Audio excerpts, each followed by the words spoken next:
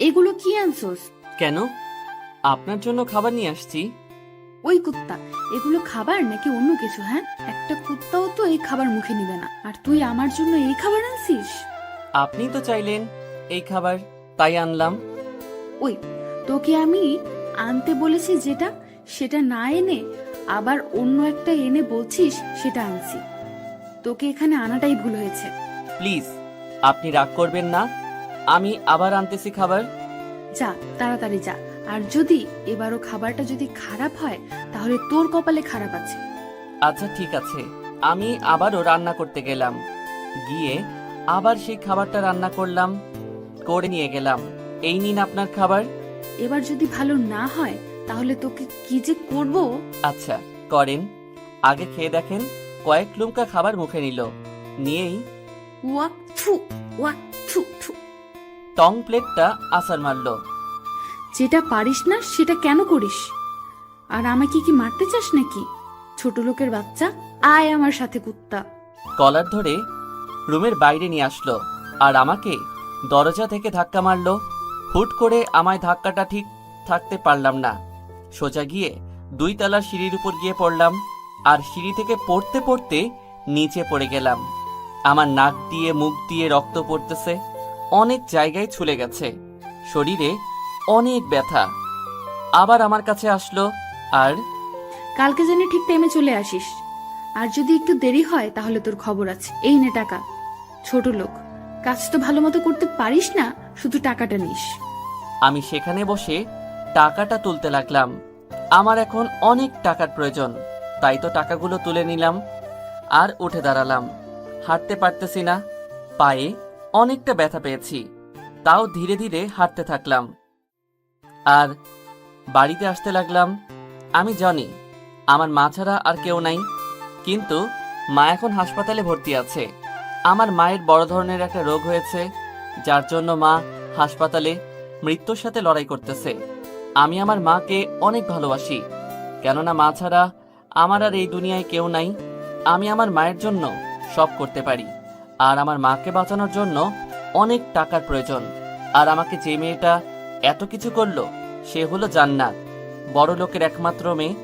তার একটা ভাই আছে, সে বিদেশে থাকে, আর জান্নাত তিনি বাড়িতে থাকেন। আমার টাকার প্রয়োজন ছিল।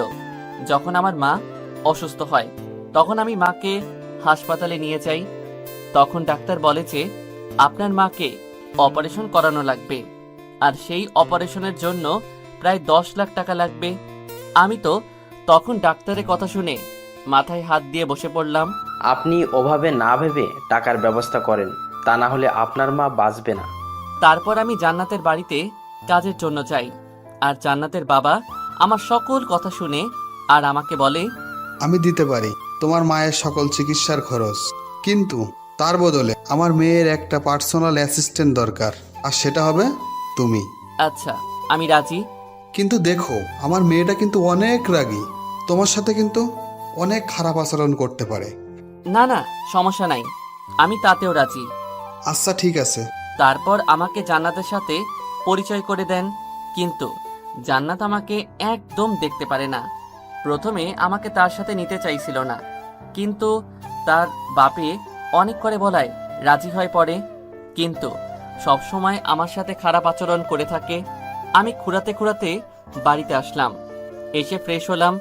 ভালো মতো ফ্রেশ হওয়ার কারণ হলো মাকে দেখতে যাব, যাতে মা না বুঝে আমি কষ্টে আছি। তারপর আমি মায়ের কাছে যাই, হাসপাতালে গিয়ে মায়ের কেবিনে যাই। মা আমাকে দেখে 2 হাত বাড়িয়ে দিলেন। আমি গিয়ে মাকে জড়িয়ে ধরলাম। মা আমাকে শক্ত করে জড়িয়ে ধরে কান্না করে দিলেন।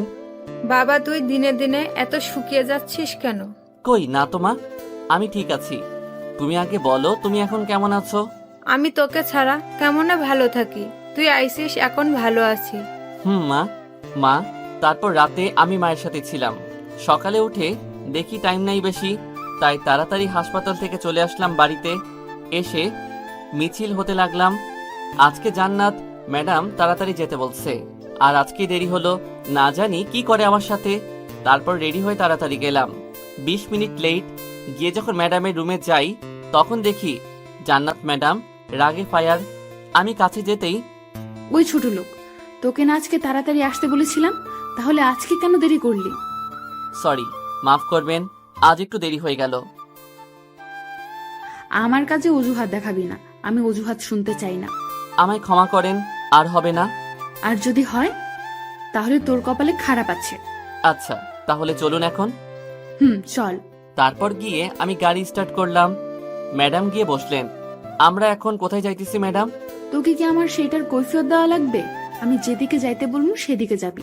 আচ্ছা ম্যাডাম। তারপর ম্যাডামের কথা মতো গেলাম। দেখি বিশাল একটা বাড়ির সামনে। ম্যাডাম গাড়ি থামাতে বললেন, আমি গাড়ি সেখানে থামালাম। তারপর ম্যাডাম নেমে ভিতরে চলে গেল। আমি গাড়ির কাছে বসে আছি। কিছুক্ষণ পর, আমার সাথে ভেতরে আয়। আচ্ছা। তারপর ম্যাডামের সাথে ভিতরে গেলাম। গিয়ে তো আমি অবাক, কি সুন্দর একটা বাসা। ভিতরে দেখতে যে এতটা সুন্দর, তাই চারিদিক দেখতে লাগলাম। এদিক ওদিক কি দেখিস? চল আমার সাথে। আচ্ছা। তারপর দেখি কয়েকটা মেয়ে বসে আছে। সেখানে জান্নাত ম্যাডাম গেল আর গিয়ে বলল, আয় শোন, জি বলেন। ওইখান থেকে আমার জন্য কফি নিয়ে আয়, যা। ওকে, নিয়ে আসতেছি। তারপর সবার জন্য কফি আনতে গেলাম। সেখানে 9 জন মেয়ে ছিল। দেখতে মাশাআল্লাহ সবাই অনেক সুন্দর। আমি কফি নিয়ে আসি আর সবাইকে দিতে থাকি। সবার লাস্টে যখন কফি আনি তখন দিতে যাই, তখন একজন মেয়ে আমাকে ল্যাং মারে। আমি ভারসাম্য ঠিক রাখতে পারি না, তাই কফি গিয়ে পড়ে জান্নাত আর রিমার উপর। তাদের ড্রেস নষ্ট হয়ে যাওয়ায় তখন আমার কাছে এসে, এই তুই এটা কি করলি? ছোট লোক, না মানে ম্যাডাম। ছোট লোক দেখে চলতে পারিস না? তোকে এখানে ডাকাটাই ভুল। তখন আমার কলার ধরে টানতে টানতে বাসার বাইরে নিয়ে আসে। এসেই সজোরে ধাক্কা মারে। আমি গিয়ে শক্ত একটা কিছুর সাথে ধাক্কা খাই, যার ফলে আমার মাথাটা ফেটে যায়। ছোট লোক কখনো ভালো কোনো জিনিস দেখতে পারে না। থাক তুই এখানে, ছোট লোক একটা। আমি সেখানে দাঁড়িয়ে থাকি। কান্না করা যাবে না, মাথায় অনেক ব্যথা করতেছে। জান্নাতের হাতের চর আর ধাক্কা মারার কারণে মাথাটা ফেটে গিয়ে রক্ত পড়তেছে। আমি মাথাটা হাত দিয়ে ধরে গাড়ির কাছে গেলাম। গিয়ে গাড়িতে বসলাম। আমার অনেক খারাপ লাগতেছে।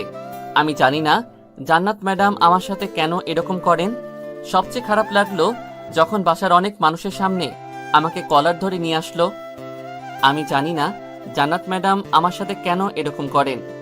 বসে আছি গাড়ির ভিতর, মাথা দিয়ে অনবরত রক্ত পড়ছে। গাড়ির ভিতর টিস্যু প্যাক ছিল, সেটা দিয়ে মাথাটা মুছে ফেলে দিলাম। 3 ঘন্টা পর জান্নাত ম্যাডাম আসলেন। আমি ম্যাডামের দিকে ভালো মতো তাকিয়ে দেখি ম্যাম অন্য একটা ড্রেস পরছে। আমাকে ল্যাং মেরে ফেলে তখন আমি যে জান্নাত আর তার একটা বান্ধবীর ওপর কফি ফেলি, তাই তারা আরেকটা ড্রেস পরছে। জান্নাত ম্যাডাম দেখতে অনেক সুন্দর, তামিল নায়িকার মতন। তাড়াতাড়ি বাড়িতে চল। আচ্ছা ম্যাডাম। তারপর গাড়ি স্টার্ট করলাম। তাড়াতাড়ি জান্নাত ম্যাডামের বাড়িতে আসলাম। তখন প্রায় দুপুর 2টা বাজে। জান্নাত ম্যাডাম গাড়ি থেকে নেমে পড়লেন। তুই গাড়িতেই থাক, আমি কিছুক্ষণ পর একটা জায়গাতে যাব। কোথায় যেন যাবি না। আচ্ছা ম্যাডাম। জান্নাত ম্যাডাম চলে গেল। আমি গাড়িতে বসে আছি। কিছুক্ষণ পর একটা কাজের জন্য আমাকে জান্নাতের বাবা ডাকলেন। জি আঙ্কেল বলেন। আমাকে স্যার বলতে না করছেন, তাই স্যার বলছি না। আমার সাথে এসো। ঠিক আছে চলেন। তারপর আঙ্কেলের সাথে গেলাম। আঙ্কেল আমাকে বললেন, এই যে একটা জিনিস, এটা তুমি বিকেলে যখন সময় পাবে তখন এই যে ঠিকানাটা আছে সেখানে পৌঁছে দাও। কেমন? আচ্ছা আঙ্কেল, দেব। কেমন? আচ্ছা দিব, কিন্তু মনে করে, না হলে আমার ক্ষতি হয়ে যাবে। ঠিক আছে আঙ্কেল, দিব। তারপর সেটা নিয়ে গাড়ির কাছে আসতে থাকি। গাড়ির কাছে এসে দেখি জান্নাত ম্যাডাম রাগী বোর্ড নিয়ে গাড়ির কাছে দাঁড়িয়ে রয়েছে। আমি কাছে যেতেই, এই কুত্তা ছোট লোক, তোকে না বলছি এখানেই থাকবি, তাহলে কোথায় গেছিলি? না মানে একটু ভিতরে গিয়েছিলাম। কুত্তা, আমার অনুমতি ছাড়া তুই কোথাও যাবি না। সেটা কি তোর কানে যায় না, নাকি কানে নেস না? কথা কস না কেন? তোর জন্য আমার কতটা দেরি হয়ে গেল। কুত্তা একটা, এখনো দাঁড়িয়ে কেন আছোস? গাড়ি স্টার্ট দে। আচ্ছা ম্যাডাম। তারপর গাড়ি স্টার্ট দিলাম। ম্যাডাম গাড়িতে বসলেন। ম্যাডাম কই যাচ্ছি এখন? এই কুত্তা, তোকে না বলছি আমি তোকে কৈফিয়ত দিব না। না মানে মাফ করবেন। ছোট লোক একটা, যা বামে যা, তারপর সোজা গিয়ে ডানে যাবি। Okay madam. তারপর ম্যাডামের কথা মতো যাইতে লাগলাম। তারপর ম্যাডাম আমাকে গাড়ি থামাতে বললেন, আমি গাড়ি থামালাম। গাড়িটা থামালাম, ম্যাডাম তখন নামলেন, আমিও নামলাম। জান্নাত নেমে ফোন দিয়ে কথা বলে আবার রেখে দিল। 2 মিনিট পর দেখি 4টা মেয়ে 2টা ছেলে আমাদের দিকে আসছে। জান্নাত তখন তাদেরকে দেখে হাসলেন। তারপর দেখি তারা আমাদের দিকেই আসছে। সবাই যখন জান্নাতের কাছে আসলো তখন জান্নাত সবার সাথে কুশল বিনিময় করলেন। আমি দাঁড়িয়ে সেগুলো দেখছি। আসলে এদের ভাবসাব দেখে বুঝে গেলাম যে এরা ফ্রেন্ড সার্কেল। তুই এখানে থাক, আমি না আসা পর্যন্ত কোথাও যাবি না, আর এখানেই থাকবি। যদি এসে না পাই তাহলে তোর কপালে খারাপ আছে। আচ্ছা ম্যাডাম। কি রে জান্নাত, ছেলেটাকে? আর ওর সাথে এমন করছিস কেন? ছেলেটার সাথে? আমার সেক্রেটারি। এরকম একটা হ্যান্ডসাম ছেলে কে তুই তোর সেক্রেটারি বানালি? কেমনে রে? ওই চুপ কর তো। চল, আমরা যে কাজে আসছি সে কাজে যাই। আর ওকে নিয়ে কি তোকে ভাবতে বলছি? চল। ওকে চল। তারপর তারা সবাই যাইতে লাগলো। জানি না তাদের কি কাজ। আমি গাড়ির কাছে দাঁড়িয়ে রয়ে তাদের যাওয়া দেখছি। কিছুক্ষণ পর মেয়েটা আমার দিকে তাকালো আর একটা সুন্দর হাসি দিল। আমি তো মেয়েটার হাসি দেখে ফিদা। মেয়েটা দেখতে ভালোই, কিন্তু জান্নাত ম্যাডামের চেয়ে সুন্দর না, কিন্তু তার হাসিটা অনেক সুন্দর। আমি সেখানে দাঁড়িয়ে রয়েছি এক ধ্যানে, তাদের দিকে তাকিয়ে আছি আর ভাবতেছি মেয়েটা কে।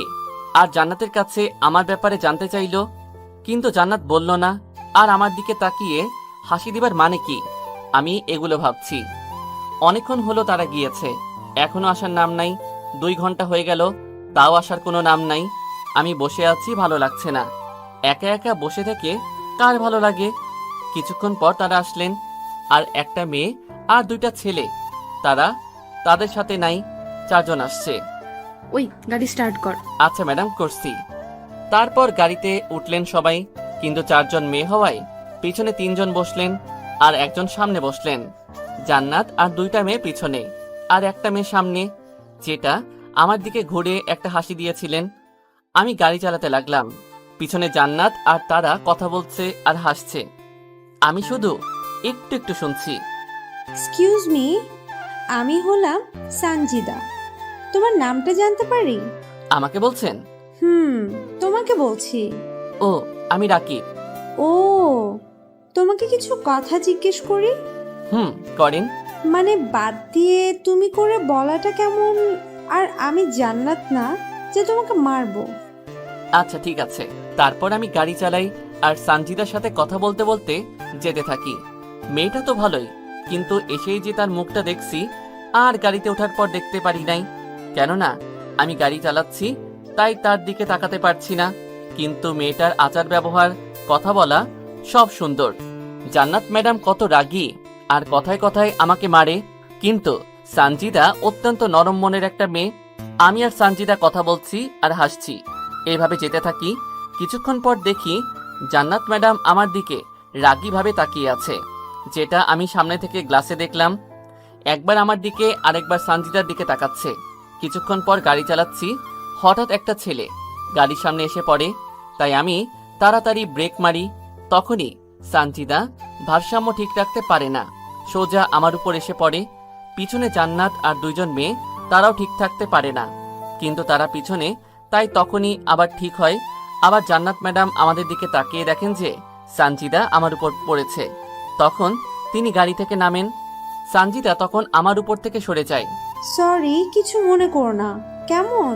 আমি কিছু বলতে যাব, তখন জান্নাত ম্যাডাম গাড়ির ভিতর ঢুকে আর আমার কলার ধরে নামায়। নামিয়ে ঠস ঠস ঠস ঠস করে মারতে থাকে থাপ্পড়। আমি কোনো কিছু বলি না। ওই ছোট লোকের বাচ্চা, এখনই তো অ্যাক্সিডেন্ট করছিলি। গাড়ি চালানোর সময় মন কোথায় থাকে? তোর জন্য কি আমাদের মারবি নাকি? আরো অনেক গালি আর মারতে থাকে। আমার থাপ্পড় মারার কারণে আমার ঠোঁট কেটে যায়। আমার যেভাবে থাপ্পড় মারছে সেটা সবাই দেখছে। আমি মাথা নিচু করে আছি। ওই, তুই ওকে এমনে মারছিস কেন? সামনে একটা ছেলে আসাতেই তো ও ব্রেক করছে। ওই তুই চুপ থাক, যা ছোট লোক, গাড়ি চালা। আমি গিয়ে গাড়ি স্টার্ট করে চালাতে লাগলাম। তোমার সাথে কি জান্নাত এরকম ব্যবহার করে? আমি মাথাটা নাড়ালাম। আমি গ্লাসের দিকে তাকিয়ে দেখি আমার ঠোঁট থেকে রক্ত পড়ছে। হাত উঠিয়ে আবার নামিয়ে নিলাম। না হলে যদি একটু 19 থেকে 20 হয় চালাতে, তাহলে আবার ম্যাডাম যদি কিছু করে। তাই আর মুছলাম না, এভাবে গাড়ি চালাতে লাগলাম। কিছুক্ষণ পর দেখি সানজিদা একটা টিস্যু দিয়ে আমার ঠোঁটে রক্ত মুছে দিল। আমার কাছাকাছি এসে আমি গ্লাসের দিকে তাকিয়ে দেখি জান্নাত ম্যাডাম ফুলছের আগে সানজিদা আমার ঠোঁটটা মুছে দিয়ে সেটা ফেলে দিল। ধন্যবাদ আপনাকে। আমি বলছি না তুমি করে বলতে, ও সরি, তোমাকে। মনে থাকে যেন। তারপর গাড়ি চালাতে লাগলাম আর দু একটা কথা সানজিদার সাথে বলছি। সানজিদা কত ভালো আর জান্নাত ম্যাডাম কতটা রাগী। কিছুক্ষণ পর এই গাড়ি থামা। আমি গাড়িটা থামালাম। পিছনে বসা দুইজন মেয়ে নেমে গেল। জান্নাত তাদেরকে বিদায় জানালো, সানজিদাও জানালো। সানজিদা তুই পেছনে আয়।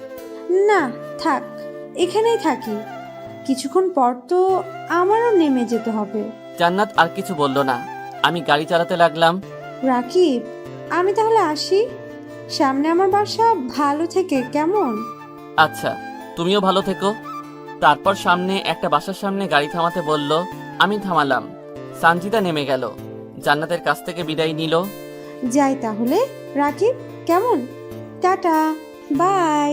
আচ্ছা বাই। তারপর একটা হাসি দিয়ে চলে গেল সানজিদা। আমি গাড়ি চালাতে লাগলাম। লুকিং গ্লাসে তাকিয়ে দেখি জান্নাত রেগে ফায়ার হয়ে আছে, না জানি আবার কি করে বসে আমার সাথে। তারপর জান্নাত ম্যাডামের বাড়িতে আসলাম, গাড়িটা ব্রেক করলাম। ও জান্নাত গাড়ি থেকে নামলো, মনে হয় গাড়ি থেকে নামছে না তো গাড়িটা ভাঙছে। নেমে আমার রুমে তাড়াতাড়ি আয়, তুই দরকার আছে। আচ্ছা ম্যাডাম, গাড়িটা পার্ক করে আসছি। তারপর ম্যাডাম ভেতরে চলে গেলেন। আমি গাড়িটা পার্ক করে ম্যাডামের কাছে যাচ্ছি। রাকিব, রাকিব, হ্যাঁ আঙ্কেল বলেন। যেটা দিয়েছি সেটা কিন্তু দিয়ে আসবে, কেমন? আচ্ছা আঙ্কেল। তারপর আমি জান্নাত ম্যাডামের রুমের কাছে যাই। গিয়ে দেখি ম্যাডাম বিছানায় শুয়ে আছে। আমি ভিতরে গিয়ে, জি ম্যাম বলেন, কি জন্য ডাকলেন? জান্নাত ম্যাডাম উঠলেন আর আমার কাছে আসলেন। এসে ঠাস ঠাস ঠাস করে থাপ্পড় মারলেন। এই ছোট লোক, তুই আমার রুমে আসলি, আমার কি অনুমতি নিছিলি? না মানে ম্যাডাম। কুত্তা, এরপর থেকে আমার রুমে ঢুকতে গেলে অনুমতি নিবি। আচ্ছা ম্যাডাম। যা, আমার জন্য খাবার নিয়ে আয়। আচ্ছা ম্যাডাম। তারপর পরই আমি বাইরে আসি। বুঝি না জান্নাত ম্যাডাম কেন আমার সাথে এমন করে। আমাকে দেখতেই পারে না, কি জন্য যে দেখতে পারে না বুঝি না। আমার গালটা অনেক ব্যথা করছে। প্রতিদিন যেভাবে ম্যাডামের হাতে চড় খাই, তারপর রান্নাঘরে গিয়ে বুয়াকে বলি ম্যাডামের খাবারটা দেন। বুয়া খাবারটা দেয়, আমি সেটা নিয়ে ম্যাডামের রুমের কাছে যাই। গিয়ে বলি আসবো। আয়। তারপর ভিতরে যাই আর তাকে খাবার দেই। তারপর আমি বাইরে আসি, এসে দরজার পাশে দাঁড়িয়ে থাকি। কয়েক মিনিট পর আমাকে ডাকে। আমি যাই। ভিতরে যাওয়া মাত্র খাবারের প্লেট ভর্তি খাবার আমার দিকে ছুঁড়ে মারে। এই কুত্তা, কি রান্না করেছে যে খাবারে কোনো স্বাদ নাই? ভালো খাবার আনতে পারিস না? না মানে আমি তো রান্না করি নাই। কুত্তা, যা আমার জন্য হোটেল থেকে খাবার নিয়ে আয়। আচ্ছা ম্যাডাম। প্লেটটা আমার দিকে ছুঁড়ে মারায় আমার বুকে লাগে। প্লেটটা নিচে পড়ে আর ভেঙে যায়। আমি যাওয়ার সময় বুয়াকে বলি যে জান্নাত ম্যাডামের রুমে গিয়ে সেগুলো পরিষ্কার করতে। তারপর আমি বাইরে গিয়ে ম্যামের জন্য খাবার নিয়ে আসি, এনে আবার সামনে দেই, সেটা খাই। তারপর আমি বাড়িতে চলে আসি। আসার সময় গাড়ি নিয়ে আসি, কেননা একটা পার্স একটা ঠিকানাতে পৌঁছে দিতে হবে।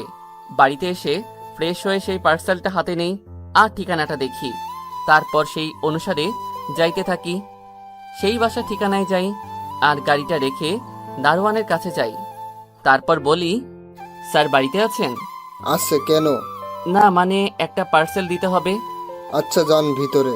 তারপর আমি ভিতরে গেলাম, গিয়ে দরজার সামনে দাঁড়িয়ে কলিং বেলে চাপ দিলাম। কিছুক্ষণ পর কেউ খুলল। যখন দরজা খুলে দিল তখন যাকে দেখলাম, দেখে তো অবাক আমি।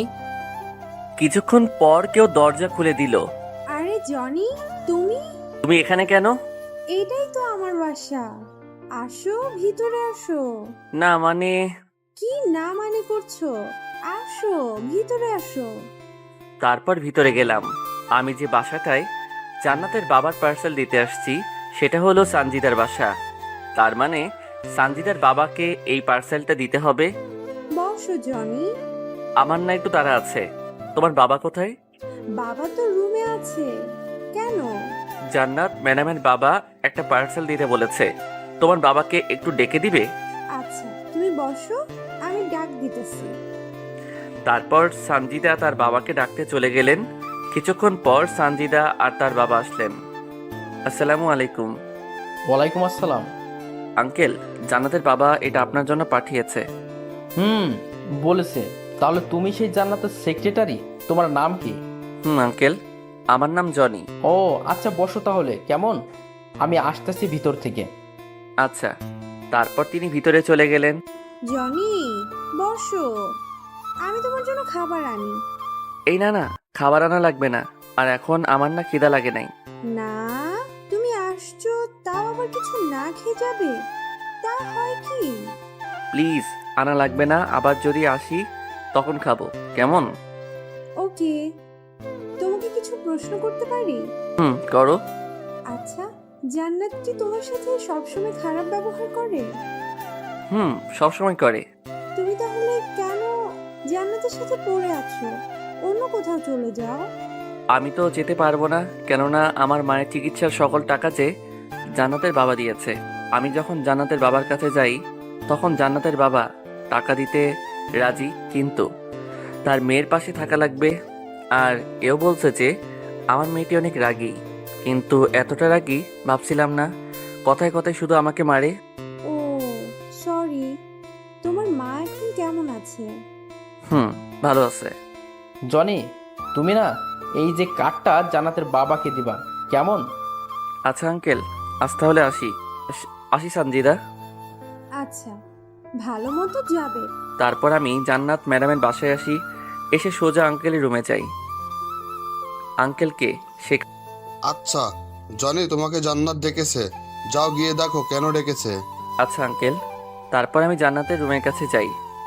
আসবো ম্যাডাম? আমাকে দেখে কোনো কথা না বলে সোজা আমার কাছে আসলো। এই ছোট লোক, তোকে কখন ডেকেছি আর তুই এখন আসলি কোন কারণে? না মানে ম্যাডাম, একটা কাজে গিয়েছিলাম। তোকে আমার পার্সোনালিটির জন্য রাখা হয়েছে, তোকে তো আর অন্য কোনো কাজের জন্য রাখা হয়নি। আমি যখন ডাকবো তখনই যেন তোকে কাছে পাই। আর তুই গাড়ির ভেতরে সানজিদার সাথে কি কথা বলছিলি? আর যদি কখনো দেখি সানজিদার সাথে কথা বলতে, তাহলে তোর কপালে খারাপই আছে। যা, গাড়ি বাহির কর। ওকে ম্যাম, কিন্তু এখন তো রাত, কই যাবেন? ছোট লোকের বাচ্চা, তোকে কি আমার তার জন্য জবাবদিহি করতে হবে? তোকে যা বলছি তাই কর। আমি বুঝি না কথায় কথায় কেন আমাকে জান্নাত মারে। সানজিদা কত ভালো একটা মেয়ে, আর জান্নাত কি রকম। আমি গিয়ে গাড়িটা বাহির করলাম। তারপর গাড়িতে ম্যাডামের জন্য ওয়েট করতেছি। কিছুক্ষণ পর ম্যাডাম আসলেন, এসে গাড়ির ভিতরে বসলেন। আমি গাড়ি স্টার্ট করলাম।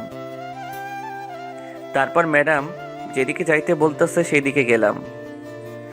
যেখানে থামতে বললো সেখানে থামলাম। তারপর ম্যাডাম গাড়ি থেকে নামলেন, আমিও নামলাম। আয় আমার সাথে। আচ্ছা। তারপর আমি ম্যাডামের পিছন পিছন যাইতে থাকি। ভিতরে ঢুকে বুঝতে পারলাম এটা একটা ক্লাব।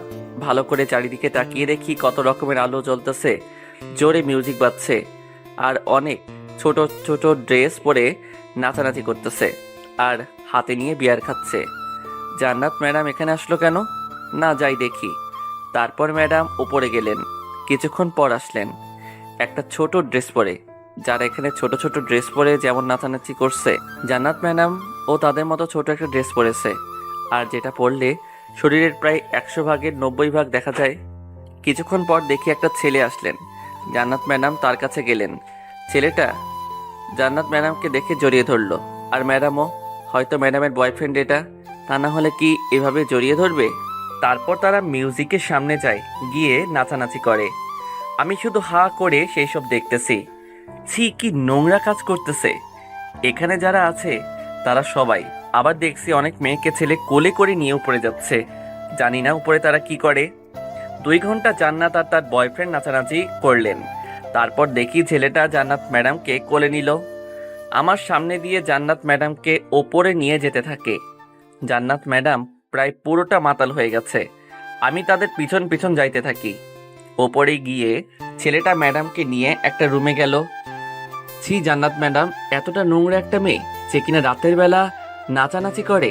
তারপর আবার আমি দরজার কাছে দাঁড়ালাম, ভিতরে কি হচ্ছে জানি না। কিছুক্ষণ পর জান্নাত ম্যাডামের একটু কথা শুনতে পাই। এই, তুমি আমার কাছে আসবে না। আমি তখন কি করি? যদি জান্নাত ম্যাডামের কিছু হয় তাহলে তো আমার দোষ হবে যে আমি কোথায় ছিলাম। তখন আমি একটা জানালা দেখতে পাই। জানালা দিয়ে উকি দিয়ে দেখি যে জান্নাত ম্যাডামের সাথে সেই ছেলেটা জোর করতেছে। ম্যাডাম বাধা দিতেছে কিন্তু ছেলেটা কথা শুনছে না, আর জোর করে ম্যাডামের গায়ের কাপড় খুলতে থাকে। আমি তখন তাড়াতাড়ি দরজার কাছে যাই আর দরজায় আঘাত করি। তারপর দরজা খুলে যায়। ভিতরে গিয়ে দেখি ম্যাডামের সাথে অশ্লীল কাজ করতে যাচ্ছে ছেলেটা। আমি তখন গিয়ে ছেলেটাকে ঘরে মারতে থাকি। ছেলেটা তখন সেখান থেকে চলে যায়।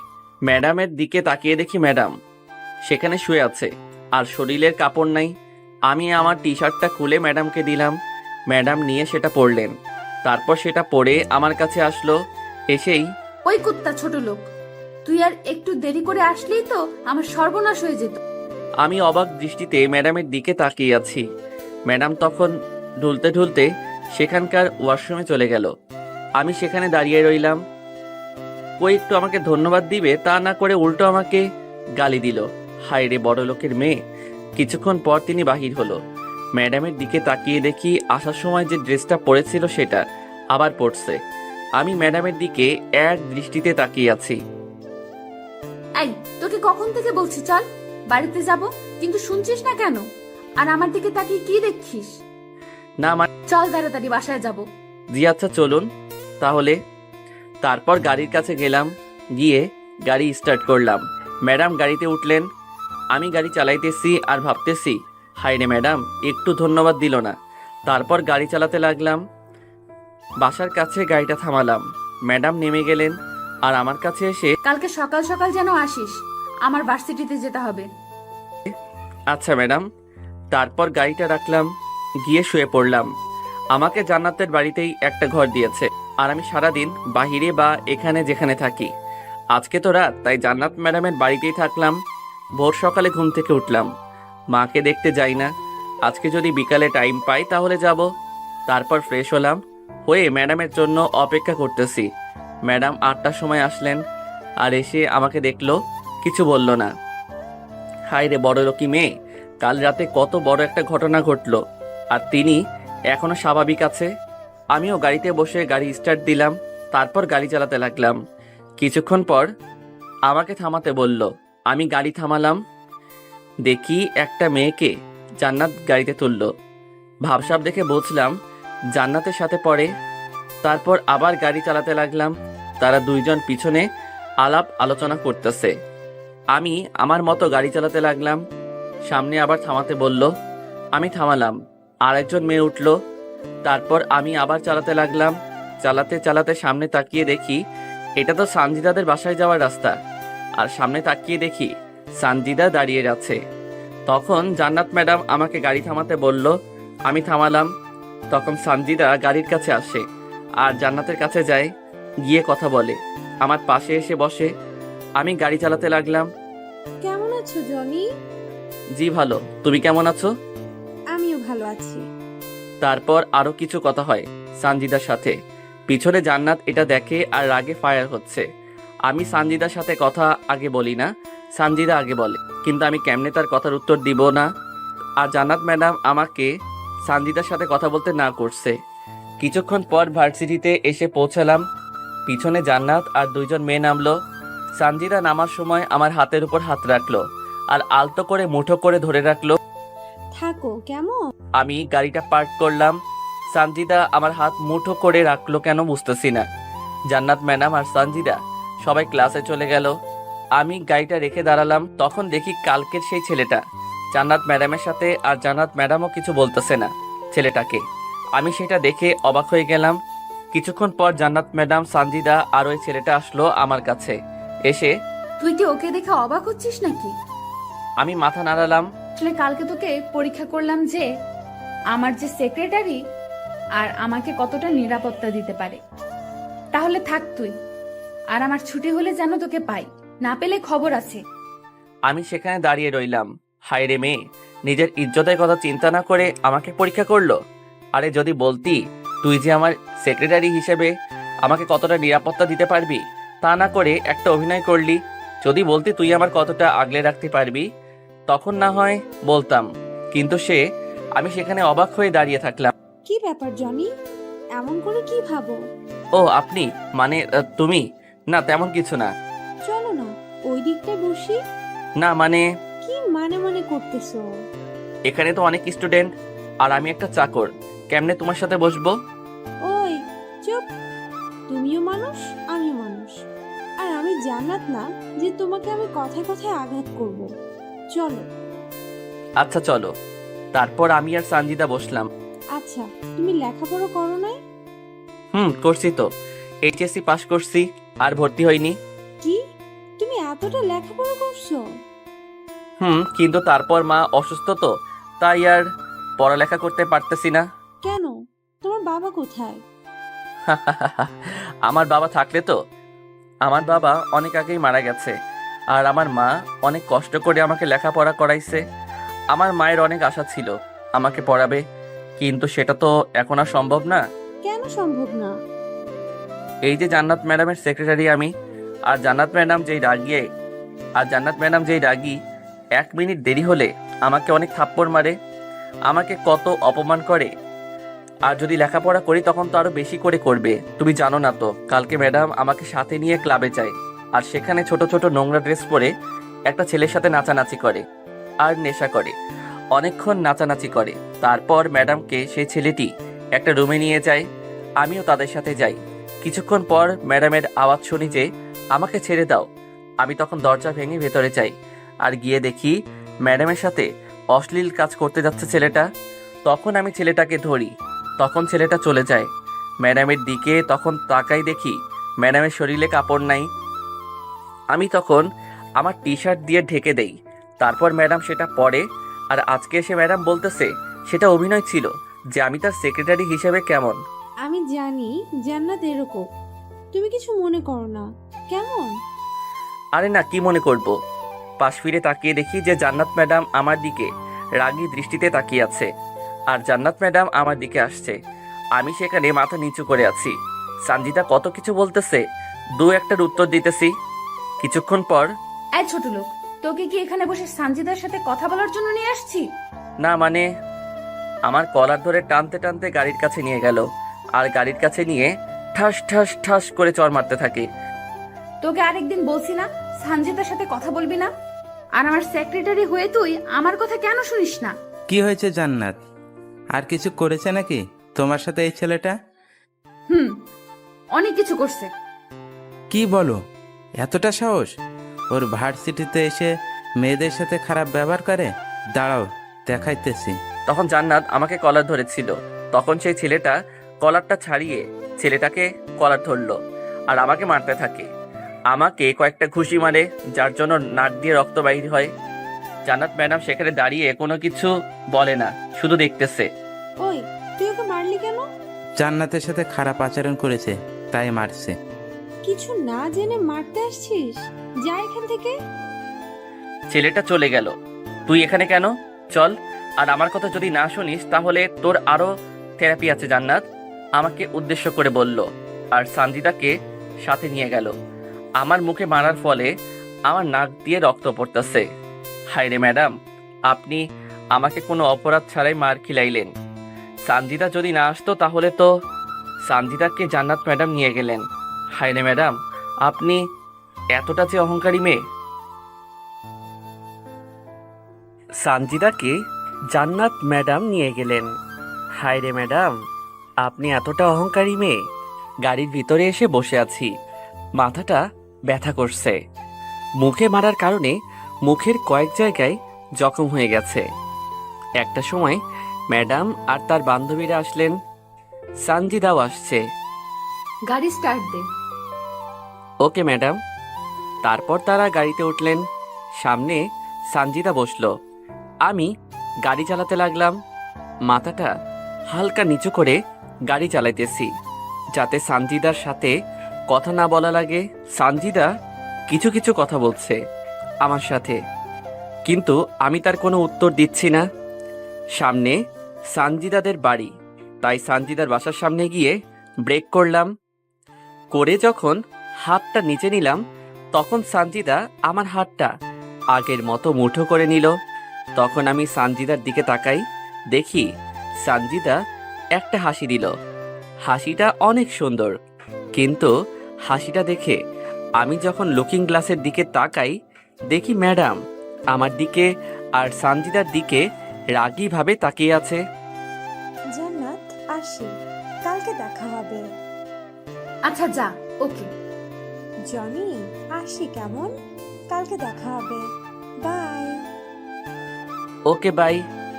ওই গাড়ি চালা তাড়াতাড়ি। আচ্ছা ম্যাডাম, চালাইতেছি। তারপর গাড়ি চালাতে লাগলাম। সামনে আবার দুজন মেয়ে নামলো। তারপর আবার চালায়ে জান্নাত ম্যাডামের বাড়িতে আসলাম। ম্যাডাম নামলো। আমার রুমে আয়, দরকার আছে তোর। আচ্ছা ম্যাডাম, আমি আসছি। গাড়িটা রেখে তারপর জান্নাত ম্যাডামের রুমে যাচ্ছি। জনি বাবাজি, আসো আমার রুমে আসো। জি আঙ্কেল। তারপর আঙ্কেলের সাথে রুমে গেলাম। আজকে যে আবার এক জায়গায় যেতে হবে তোমাকে। আচ্ছা আঙ্কেল, যাবানি। তুমি কিছু মনে করো না তো? এই যে তোমাকে শুধু দৌড় করাই বলে। ছি আঙ্কেল, আপনি এগুলা কি বলেন? আর আমি তো আপনাদের কাজ করার জন্যই এখানে আছি। না বাবা, তোমাকে তো আমার মেয়ের জন্য রাখা হয়েছে, তাই আমি তোমাকে কাজ দেই। আঙ্কেল, আপনি আমাকে কাজ দিতে পারেন, আমি কিছু মনে করি না। এই যে বক্সটা সেই দিনকার ঠিকানায় পৌঁছে দিবে। আচ্ছা আঙ্কেল। ওকে। আর শুনো, এই নাও কিছু টাকা, তোমার মাকে দেখতে যেও। আচ্ছা আঙ্কেল। ওকে, যাও। তারপর আমি সেই বক্সটা নিয়ে ভালো একটা জায়গায় রেখে জান্নাত ম্যাডামের রুমের দিকে গেলাম। রুমের কাছে গিয়ে দেখি দরজা হালকা খোলা। আসবো ম্যাডাম? কোনো কথা নাই। আসবো ম্যাডাম? ভিতর থেকে কোনো কথা আসছে না। তাই আমি ম্যাডামের রুমে গেলাম। গিয়ে দেখি ম্যাডাম রুমে নাই। কই গেল? আমি সেখানে নিচে বসলাম, কেননা যদি আবার ম্যাডাম আমাকে তাড়াতাড়ি না পায় তাহলে তো কি যে করবে আমার সাথে। তাই ম্যাডামের রুমে বসে আছি মেঝেতে। কয়েক মিনিট পর বাথরুমের দরজা খোলার আওয়াজ পাইলাম। ম্যাডাম মনে হয় বাথরুম গিয়েছে। কিছুক্ষণ পর ম্যাডাম বাথরুম থেকে বাহির হলো। আমি ম্যাডামের দিকে যখন তাকাই তখন ম্যাডামকে দেখে বসা থেকে উঠে যাই, কেননা জান্নাত ম্যাডামের শরীরে এখন কোনো কাপড় নাই, কাপড় ছাড়াই পুরো উলঙ্গ আছে। আমি তখন দাঁড়িয়ে যাই। ম্যাডাম তখন জোরে চিৎকার দেয়। আমি তাড়াতাড়ি রুম থেকে বাহির হই। হায় আল্লাহ, এটা আমি কি দেখলাম? বাইরে এসে বসে আছি, ভাবছি আর অনেক ভয় পাচ্ছি। না জানি ম্যাডাম আমার সাথে কি রকম করে। কিছুক্ষণ পর আমি ম্যাডামের কথা শুনে ভিতরে গেলাম। যখনই ভিতরে যাই, এদিকে আয়।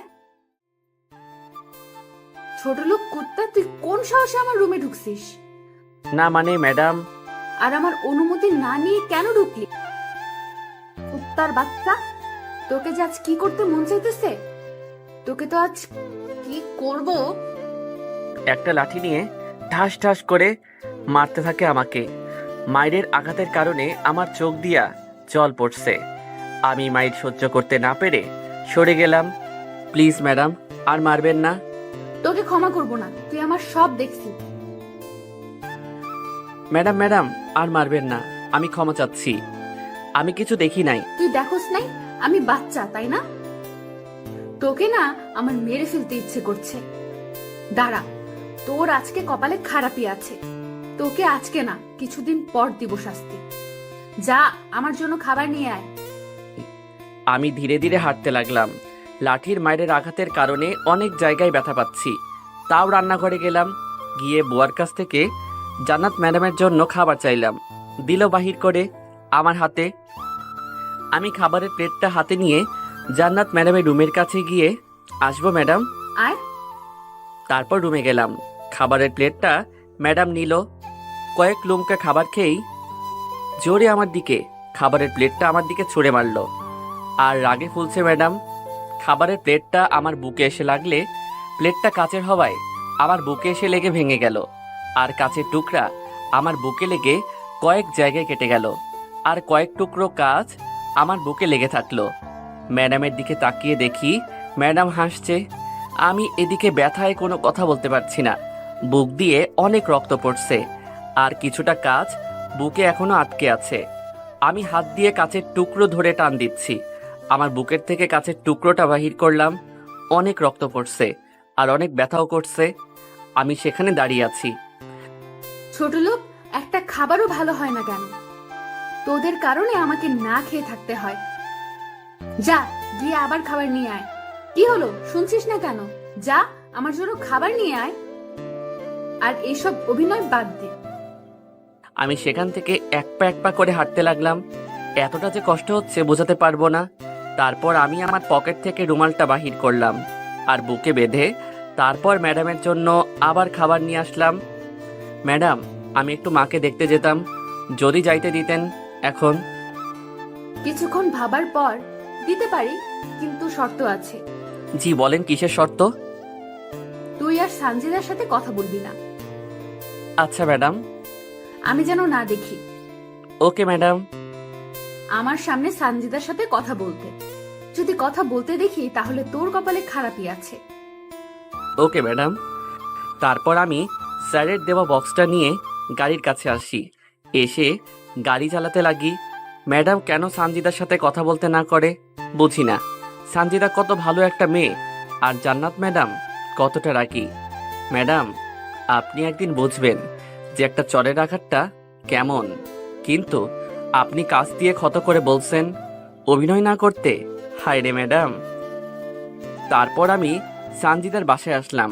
জান্নাত ম্যাডাম সানজিদার সাথে কথা বলতে না করছে, তাই কথা বলা যাবে না। আমি ভিতরে গিয়ে কলিং বেল চাপলাম।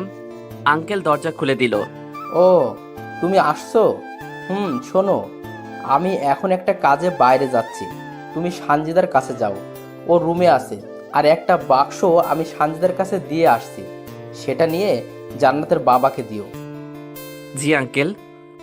মা সানজিদা, জি বাবা। জনি আসছে, ওকে বক্সটা দিয়ে আর জনি যেটা আনছে সেটা রেখে দিও। আমি তাহলে যাই। আচ্ছা বাবা। আচ্ছা আঙ্কেল। তারপর আঙ্কেল চলে গেল। সানজিদা তখন আমার দিকে ভালো করে তাকিয়ে থাকে। জনি, তুমি আসছো? এই, তোমার গালটায় এরকম দাগ কেন? আর তোমার বুকে রক্ত কেন? না তেমন কিছু না, তুমি এটা নাও আর সেই বক্সটা দাও। আমি আবার মাকে দেখতে যাব। আচ্ছা জিয়ানি, দেখি তোমার বুকটা। এই না না। চুপ করো। আরে না, লাগবে না, তুমি বক্সটা দাও। না, আমি দিব না। আসো, ব্যান্ডেজ করব। তারপর আমি তোমাকে নিয়ে তোমার মাকে দেখতে যাব। জোর করে রুমে নিয়ে গিয়ে পেভিশন দিয়ে আমার বুকটা মুছে দিচ্ছে। আমি ব্যথার কারণে কান্না করে দিছি। আমার বুকে অনেক কামড় ও ব্যথা করছে, মুরগি কাটার মতো ছটফট করছি। সানজিদা তখন দেখে যে আমি অনেক ছটফট করছি। সানজিদা আমার অবস্থা দেখে তারপর সানজিদা আমার মুখের কাছে মুখটা নিয়ে আমার ঠোঁটে সানজিদা ঠোঁটটা রাখে, আমাকে লিপ কিস করে আর ব্যান্ডেজ করতে থাকে। ব্যান্ডেজ করার পর আমার ঠোঁট থেকে সানজিদা ঠোঁটটা সরায়। আমি তো অবাক, সানজিদা আমাকে লিপ কিস করলো। আর সানজিদা লিপ কিস করার পর আমার তেমন ব্যথা নাই। পুরোটা ব্যান্ডেজ করার পর সানজিদা আমাকে ছাড়লো। আমি অবাক হয়ে সানজিদার দিকে তাকিয়ে আছি। কি দেখো অমন করে? কি হলো, কিছু বলছো না কেন? আমি তাকিয়ে আছি, কোনো কথা বলতেছি না। আমি আমার বুকের দিকে তাকিয়ে দেখি আমার বুকে ভালো মতো ব্যান্ডেজ করেছে। আচ্ছা তাহলে বক্সটা দাও এখন, আমি চাই। আচ্ছা, তুমি এমন কেন? আমি কি তোমাকে জান্নাতের মতো অত্যাচার করি? না তো। আর তুমি তো ভালো সুইট একটা মেয়ে। জান্নাত ম্যাডামের থেকে তুমি অনেক ভালো। না মানে, আচ্ছা দাও না বক্সটা, আমি যাই। শুধু যাই যাই আর যাই। সেদিনও আসলে, তাও আবার সেদিনও তাড়াতাড়ি চলে গেলে। আজ আবার আসছো, তাও জুলুম। আচ্ছা কিছু কি বলবা তুমি আমাকে? তুমি বুঝো না আমি তোমাকে কিছু বলবো না কি বলবো না? না বললে কেমনে বুঝবো? দূর, তুমিও না। আচ্ছা শোনো, এখন চলো, তুমি খাবে। তারপর তুমি আর আমি তোমার মাকে দেখতে যাব। এমনি দেরি হয়ে গেছে, এবার আমার সাথে সানজিদা যাবে। যদি জান্নাত ম্যাডাম দেখে যে আমি সানজিদার সাথে আছি তাহলে তো আমাকে মেরেই ফেলবে। না মানে। কি মানে মানে করছো? নাকি দেখাবে না তোমার মাকে? আচ্ছা আচ্ছা, নিয়ে যাবানি। তাহলে আসো ভিতরে। তারপর সানজিদার সাথে ভিতরে গেলাম। 1 ঘন্টা পার হওয়ার পর বুঝেছি সানজিদা আর জান্নাত ম্যাডামের মধ্যে অনেক পার্থক্য। জান্নাত ম্যাডাম শুধু কথায় কথায় আঘাত করে, আর সানজিদা কথার ভিতরে ভালোবাসা থাকে, যেটা জান্নাত ম্যাডামের ভিতরে নাই। চলো তাহলে, আমি রেডি। আচ্ছা চলো। সানজিদার দিকে তাকিয়ে দেখি অনেক সুন্দর দেখা যাচ্ছে সানজিদাকে। কি হলো, এমন করে তাকিয়ে আছো কেন? তোমাকে না অনেক সুন্দর দেখা যাচ্ছে। থ্যাঙ্কস। চলো। তারপর আমি আর সানজিদা বাসা থেকে বাহির হলাম, হয়ে গাড়ির কাছে গেলাম। সানজিদা আমার পাশে বসলো, আমি গাড়ি চালাতে লাগলাম। হাসপাতালের কাছে এসে গাড়িটা থামালাম। চলো সানজিদা, এসে গেছি। তারপর মায়ের কাছে যাইতে থাকি। মায়ের কেবিনে গিয়ে দেখি মা শুয়ে আছে। আমি দৌড় দিয়ে মায়ের কাছে যাই। আমি মায়ের কাছে গিয়ে মায়ের মাথায় হাত রাখি, আর মা তখন দেখি জেগে যায়। তখন আমাকে দেখতে পায়। আমাকে দেখে মা কান্না করে দেয়। বাবা তুই এতটা শুকিয়ে গেছিস কেন? কই মা, আমি ঠিক আছি, কিন্তু তুমি এখন কেমন আছো? ও মা, তোমার সাথে পরিচয় করিয়ে দেই। ও হলো সানজিদা। সানজিদা, এ হলো আমার মা। কেমন আছেন আন্টি? ভালো আছি, তুমি কেমন আছো? জি, ভালো আছি। এখন আপনার শরীরটা কেমন? তারপর সানজিদা অনেক কথা বলল মায়ের সাথে। তারপর রাত 8টায় আমি আর সানজিদা চলে আসি। মা তাহলে আসি, কালকে আসবো আবার। বাবা যা। আন্টি, তাহলে আসি কেমন? আচ্ছা মা, আবার আইসো আমাকে দেখতে। আচ্ছা আন্টি, আসবো। যাই কেমন? তারপর আমি আর সানজিদা চলে আসি। তাড়াতাড়ি জান্নাত ম্যাডামের বাড়িতে যেতে হবে, না জানি আবার কি করে বসে আমার সাথে। তাই আমি সানজিদাকে নিয়ে সানজিদার বাড়িতে গেলাম। গিয়ে বাড়ির গেটের কাছে গাড়ি ব্রেক করলাম। এসে পড়েছি। এত তাড়াতাড়ি? তাহলে যাও, কেমন? কালকে দেখা হবে। কিন্তু তুমি এমন কেন? আমি আবার কেমন? এই যে, না মানে, এদিকে আসো। বলো। আমাকে জড়িয়ে ধরে চুম্মা চুম্মা দিয়ে দৌড় দিল সানজিদা। আমি ভাবছি সানজিদা আমাকে এগুলো কেন করে, আর সানজিদাকে দেখলে মনে হয় কত ভালো একটা মেয়ে। নাকি সানজিদা অন্য কিছু ভাবছে আমাকে নিয়ে? আবার আমাকে চুম্মা কেন দেয়? না, তাড়াতাড়ি যাই, আবার বক্সটা জান্নাত ম্যাডামের বাবাকে দিতে হবে। তারপর গাড়ি চালিয়ে জান্নাত ম্যাডামের বাড়িতে আসলাম। এসে গাড়িটা রেখে সোজা গেলাম আঙ্কেলের রুমে। আসবো আঙ্কেল? আসো জনি। এই নিন, এটা দিয়েছে। আচ্ছা, টেবিলের পরে রাখো কেমন? Okay uncle. এই যে, এদিকে আসো। আর তোমাকে জান্নাত দেখেছে। আচ্ছা, আমি যাচ্ছি। তারপর জান্নাত ম্যাডামের রুমের কাছে আসি। আসবো ম্যাডাম? আসেন। ম্যাডাম বলেন, কি জন্য ডাকছিলেন? ম্যাডাম তখন আমার দিকে তাকায়, আর রাগে ফায়ার হচ্ছে। তখন সোজা আমার কাছে আসে আর ঠাস করে গালে চড় মারে কয়েকটা। আমি গালে হাত দিয়ে অসহায়ভাবে ম্যাডামের দিকে তাকিয়ে আছি। ম্যাডাম শুধু আমাকে মারে, কোনো কারণ ছাড়াই। ম্যাডাম তখন দেখে যে আমার ঠোঁটে কি যেন লাল কিছু লেগে আছে। তখন তার হাত দিয়ে আমার ঠোঁটে হাত দেয়, আর হাত দিয়ে ঠোঁটে একটা ঘষা দিয়ে আবার হাতটা তার কাছে নিয়ে ভালো করে দেখে যে এটা একটা লিপস্টিক।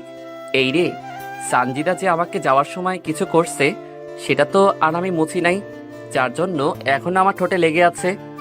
আর জান্নাত ম্যাডাম যদি শুনে যে আমাকে সানজিদা লিপ কিস করছে, তাহলে শেষ, আমার আর চাকরি থাকবে না। আমি এখন কি বলি? যদি উল্টাপাল্টা কিছু বলি তাহলে তো আমাকে মারবে অনেক। আগেই বলেছে আজকে যাতে সানজিদার সাথে কথা না বলি। আর যদি শুনে যে শুধু কথা না, লিপ কিস করেছে, তাহলে যে কি হবে। না মানে মানে ম্যাডাম। আই ছোট লোক, তোর ঠোঁটে লিপস্টিক কেন? না মানে ম্যাডাম। কি মানে মানে করছিস? সত্যি করে বল, এই লিপস্টিক কোথা থেকে আসলো তোর ঠোঁটে? ঠাস করে একটা চড় মারলেন আমার গালে, আর চড় মেরে তিনি তখন আমার কাছে আসলো, আর এসে আমার বুকে তার মুখটা নিল, নিয়ে আমার বুক থেকে কি যেন করলো। আই ছোট লোক, মনে মনে কি ভাবিস? এই তুই তোর মাকে দেখতে যাবি? আমার কাছে মিথ্যা কথা বলে ছুটি নিয়ে তুই সানজিদার সাথে কেন দেখা করলি? কুত্তা, তোকে আগেই বলছিলাম সানজিদার সাথে কথা না বলতে, আর তুই? ম্যাডাম কেমনে জানলো যে আমি সানজিদার সাথে ছিলাম? আর তুই কি ভাবছিস আমি জানবো না? সানজিদা আমার ছোট থেকে ফ্রেন্ড। তুই যদি আর সানজিদার সাথে কথা বলিস তাহলে তোর খবর আছে। সানজিদা কোন পারফিউম ব্যবহার করে সেটা আমি জানি, আর সেই পারফিউমের গন্ধ তোর শরীর থেকে আসছে। এখন বল, তুই কেন সানজিদার সাথে দেখা করতে গেছিলি? তাও আবার তুই তাকে লিপ কিস করছিস। সরি ম্যাডাম, মাফ করে দেন, আর হবে না। আমাকে কলার ধরে নিয়ে গেল। কলারটা ধরার কারণে আমার বুকে জান্নাত ম্যাডামের হাতটা আমার বুকের দিকে লাগে, যার ফলে অনেক ব্যথা পাই বুকে। আমাকে টানতে টানতে রুমের বাইরে নিয়ে আসলো আর আমাকে একটা লাঠি দিয়ে মারতে থাকে। আমি মাইরগুলো সহ্য করতে পারছি না, আমাকে অনেক মারতে থাকে। তুই যদি আর সানজিদার সাথে কথা বলিস তাহলে তোর খবর আছে। আর যদি এখন আমি যে তোকে মারছি, যদি এখান থেকে সরে যাস তাহলে মনে রাখিস তোর কপালে আরো খারাপ আছে। মায়ের আঘাতে আমি আর সহ্য করতে পারলাম না, কিন্তু জান্নাত ম্যাডামের কাছ থেকে সরলাম না। মায়ের খেয়ে সেই মায়ের আর নিতে পারছিলাম না, অজ্ঞান হয়ে যাই জান্নাত ম্যাডামের মায়ের আঘাতে। আমাকে অনেক মারতে থাকে। মায়ের আঘাত আর সহ্য করতে পারলাম না, কিন্তু জান্নাত ম্যাডামের কাছ থেকে সরলাম না। মায়ের খেয়ে সেই মার আর নিতে পারছিলাম না, অজ্ঞান হয়ে যাই জান্নাতের মায়ের আঘাতে। তারপর আর কিছু মনে নাই। যখন আমি চোখটা খুলি তখন দেখি আমি একটা রুমে আছি। আমি এখানে কেমনে এলাম? আর ভালো করে চারিদিকে তাকিয়ে দেখি যে এই রুমটা আমারই, আমি এই রুমেতে থাকি। যখন বিছানা ছেড়ে উঠতে যাব তখন আমার শরীরে ব্যথার অনুভব করি। হাতটা নড়াতে পারছিলাম না, অনেক কষ্ট হচ্ছে। বিছানায় অমনি শুয়ে থাকলাম আর ভাবতে লাগলাম, জান্নাত ম্যাডাম কেন আমার সাথে এমন করে? জানি তো জান্নাত ম্যাডাম অনেক রাগী, কিন্তু কই তো আমার ছাড়া আর কারো উপর রাগ দেখাতে। আমি যেদিন থেকে জান্নাত ম্যাডামের সাথে আছি সেদিন থেকে শুধু আমার সাথে খারাপ ব্যবহার করে। কোন কারণে? আর সবার সাথে তো কত ভালো ব্যবহার করে। আর আজকে আমাকে মারার কারণে আমি অজ্ঞান হয়ে যাই, তাও ম্যাডাম আমাকে মারতে থাকে। খুব কষ্ট হচ্ছে আমার। মা পাশে থাকলে এখন আমাকে কত আদর করত, মায়ের বুকে আমাকে নিয়ে ঘুমাতো। আর আমার সেই মা এখন হাসপাতালে, আর আমি মায়ের থেকে দূরে। চোখের পানি অবনত পড়ছে। ঘড়ির দিকে তাকিয়ে দেখি রাত 2টা বাজে। অনেক রাত হয়েছে, আমার চোখে ঘুম নাই। এক শরীরের ব্যথায় আর এক জান্নাত ম্যাডামের অত্যাচার। অনেক কষ্টে রাতটা পাড়ি দিলাম। সকালে অনেক কষ্টে উঠলাম, হাঁটতে পারছি না। ফ্রেশ হলাম, তারপর খাবারটা খেয়ে গাড়ির কাছে গেলাম। গিয়ে গাড়ির পাশে দাঁড়িয়ে রইলাম। আয়নার দিকে তাকিয়ে দেখি আমি কতটা আগের থেকে পরিবর্তন হয়েছি। আগে কেমন ছিলাম আর এখন কেমন। কিছুক্ষণ পর জান্নাত ম্যাডাম আসলো, তার দিকে আমি একবার তাকালাম আর চোখটা সরিয়ে নিলাম। ম্যাডাম আমাকে গাড়ির কাছে দেখে, স্টার্ট দে। আমি গাড়ির ভিতরে উঠে স্টার্ট দিলাম, তারপর চালাতে লাগলাম। সামনে গিয়ে গাড়ি থামালাম। কি হলো, গাড়ি থামালি কেন? না মানে আপনার বান্ধবী উঠবে না? কুত্তা, তোকে কি আমি থামাতে বলছি? না মানে প্রতিদিন তো এখান থেকে উঠে, তাই। গাড়ি চালা, আর সামনে সানজিদাদের বাসার সামনে গাড়ি থামাবি না। যদি থামাস তাহলে তোর কপালে খারাপই আছে। আচ্ছা ম্যাডাম। আর শোন, আজ থেকে যেন আর সানজিদার সাথে কথা বলবি না। যদি দেখি বলতে তাহলে কালকের মতন আবার না সাইজ করব। গাড়ি চালাতে লাগলাম। তারপর সানজিদাদের বাসার সামনে দিয়ে যখন যাচ্ছি তখন দেখি সানজিদা দাঁড়িয়ে আছে। আমি সানজিদাকে দেখে দাঁড়ালাম না। সানজিদা বারবার থামাতে বলছে, আমি না থামিয়ে চলে আসলাম। তারপর ম্যাডামের ভার্সিটিতে পৌঁছালাম। পৌঁছে দেখি ম্যাডামের 2 বান্ধবী সেখানে দাঁড়িয়ে আছে। ম্যাডাম তখন নেমে গেল। তুই আজকে চলে যা, আমার কিছু কাজ আছে। আচ্ছা ম্যাডাম। আমি তখন চলে আসার জন্য গাড়ি চালাতে থাকি। ভার্সিটি গেট পার হয়ে যাইতে থাকি। কিছু দূর যাওয়ার পর দেখি সামনে সানজিদা। সানজিদা গাড়িটা থামাতে বলল, হাত দিয়ে নাড়াইছে মানে থামাতে। আমি থামালাম না। যখন আমি গাড়ি না থামিয়ে চলতে থাকি তখন সানজিদা দৌড় দিয়ে গাড়ির সামনে যায়। আমি তখন গাড়িটা ব্রেক করি। সানজিদা তখন তাড়াতাড়ি আমার কাছে আসে আর গাড়িটা খুলে আমার কাছে আসে। এসে পিছনে দেখে যে কেউ নাই। জান্নাত, ওরা কোথায়? ম্যাডাম তো ক্লাসে। তাহলে তুমি কই যাচ্ছ? আর তখন গাড়ি থামালে না কেন? আমি এখন ম্যাডামের বাড়িতে যাচ্ছি। ম্যাডামের কি যেন কাজ আছে, তাই আমাকে চলে যেতে বলল। কি সত্যি? হ্যাঁ, কিছু বললো না, সোজা আমার পাশে এসে বসলো। এই তুমি ভার্সিটিতে যাও, এখানে বসলে কেন? আজ আমি যাব না, আজ তুমি আর আমি ঘুরবো। কি আবোল তাবোল বলছো? যাও, চলে যাও। তুমি শুধু আমার সাথে সব সময় খারাপ আচরণ করো। জান্নাতের রাগ কি আমার উপর দেখাও নাকি? কি বলো এইসব? তাহলে তাড়িয়ে দিচ্ছ কেন? আজ আমি আর তুমি ঘুরবো। না, আমি তো যাব না। না গেলে না কি করব জানো? এই যে দেখছো না চারিদিকে মানুষ, সবাইকে বলবো তুমি আমাকে জোর করে তুলে আনছো। কি বলো এইসব? তাহলে চলো যাই। এদিকে সানজিদার সাথে কথা বললে জান্নাত ম্যাডাম মারে, আর সানজিদা এখন উল্টা কাজ করছে। কি করি? না না, জান্নাত ম্যাডাম তো আর দেখবে না যে আমি সানজিদার সাথে আছি। আচ্ছা চলো, কই যাবা তাহলে এখন? চলো আমরা এখন পার্কে যাব, কেমন? আচ্ছা চলো। তারপর সানজিদা আর আমি দুজনে পার্কে গেলাম। গিয়ে গাড়িটা রেখে পার্কের ভিতরে যেতে লাগলাম। হাঁটার সময় সানজিদা আমার হাতটা ধরলো। আমি ছাড়িয়ে নেওয়ার চেষ্টা করলাম, পারলাম না। চলো ওইখানে বসি। চলো। তারপর সেখানে বসার জন্য গেলাম, গিয়ে বসতে লাগলাম। সানজিদা বসলো। আগে আমি বসতে যাব, তখন আমি শরীরের ব্যথা পাইলাম, বসতে পারলাম না। কি হলো, বসো। না মানে জোর করে আমার হাতটা ধরে টান দিল, তখন আমি অনেক ব্যথা পাইলাম, চোখ দিয়ে পানি পড়ে গেল। কি হয়েছে তোমার? না তেমন কিছু না। না না, কিচ্ছু তো হয়েছে। জোর করে সানজিদা আমার শার্ট তুলে দেখলো, দেখে কেঁদেই দিল। তোমার শরীরে এরকম কিসের দাগ? আরে তেমন কিছু না, বসো তো। চুপ, বলো কে করেছে? তখন আমি সানজিদাকে সব বললাম, কিন্তু সানজিদার জন্য যে করছে সেটা বললাম না। সানজিদা তখন বসলো আর আমাকে ধীরে ধীরে বসালো। বসিয়ে, তুমি নিচে না আমার টোনায় বসো, আর আমি তোমাকে দেখছি যে পিঠে কেমন ক্ষত হয়েছে। তারপর আমি তার টোনায় বসলাম। সানজিদা তখন আমাকে তার বুকে শক্ত করে জড়িয়ে ধরলো। আমি জানি কালকে আমার জন্য তোমাকে জান্নাত মারছে। প্লিজ আমাকে ক্ষমা করে দাও। তুমি ক্ষমা চাইছো কেন? আর জান্নাত ম্যাডাম আগে থেকেই আমাকে দেখতে পারে না, এতে তোমার কোনো দোষ নাই। আচ্ছা তুমি আমাকে শক্ত করে জড়িয়ে ধরে থাকো, কেমন? এই না। চুপ, যা বলছি তাই করো। আমি ছাড়াতে চাইলাম, কিন্তু আমাকে ছাড়লো না। আমাকে শক্ত করে জড়িয়ে ধরে আর আমার পিঠে যতগুলো ক্ষত রয়েছে সেগুলোতে মলম লাগাই দিল। তারপর আমাকে ছাড়লো। এখন কেমন লাগছে? ভালো। আচ্ছা জনি, তুমি এত মার খেয়েও কেন জান্নাতদের বাড়িতে পড়ে আছো? আমার মা যদি ভালো থাকতো তাহলে আমি জান্নাত ম্যাডামের ওখানে থাকতাম না। আমার মা সুস্থ হলেই আর থাকবো না সেখানে। ও সত্যি? সত্যি। আচ্ছা জনি, আমাকে তোমার কেমন লাগে? এটা আবার কেমন প্রশ্ন? তুমি অনেক ভালো একটা মেয়ে, আর তোমাকে সবাই ভালোবাসবে। দূর, সবাই কেন ভালোবাসবে? তুমি ভালোবাসবে না? আমিও তো। তুমি ভালো একটা মেয়ে, দেখো তুমি ভালো একটা ছেলে পাবে। তাই? আচ্ছা আমি একটা কথা বলি তোমাকে। বলো, কি বলবা?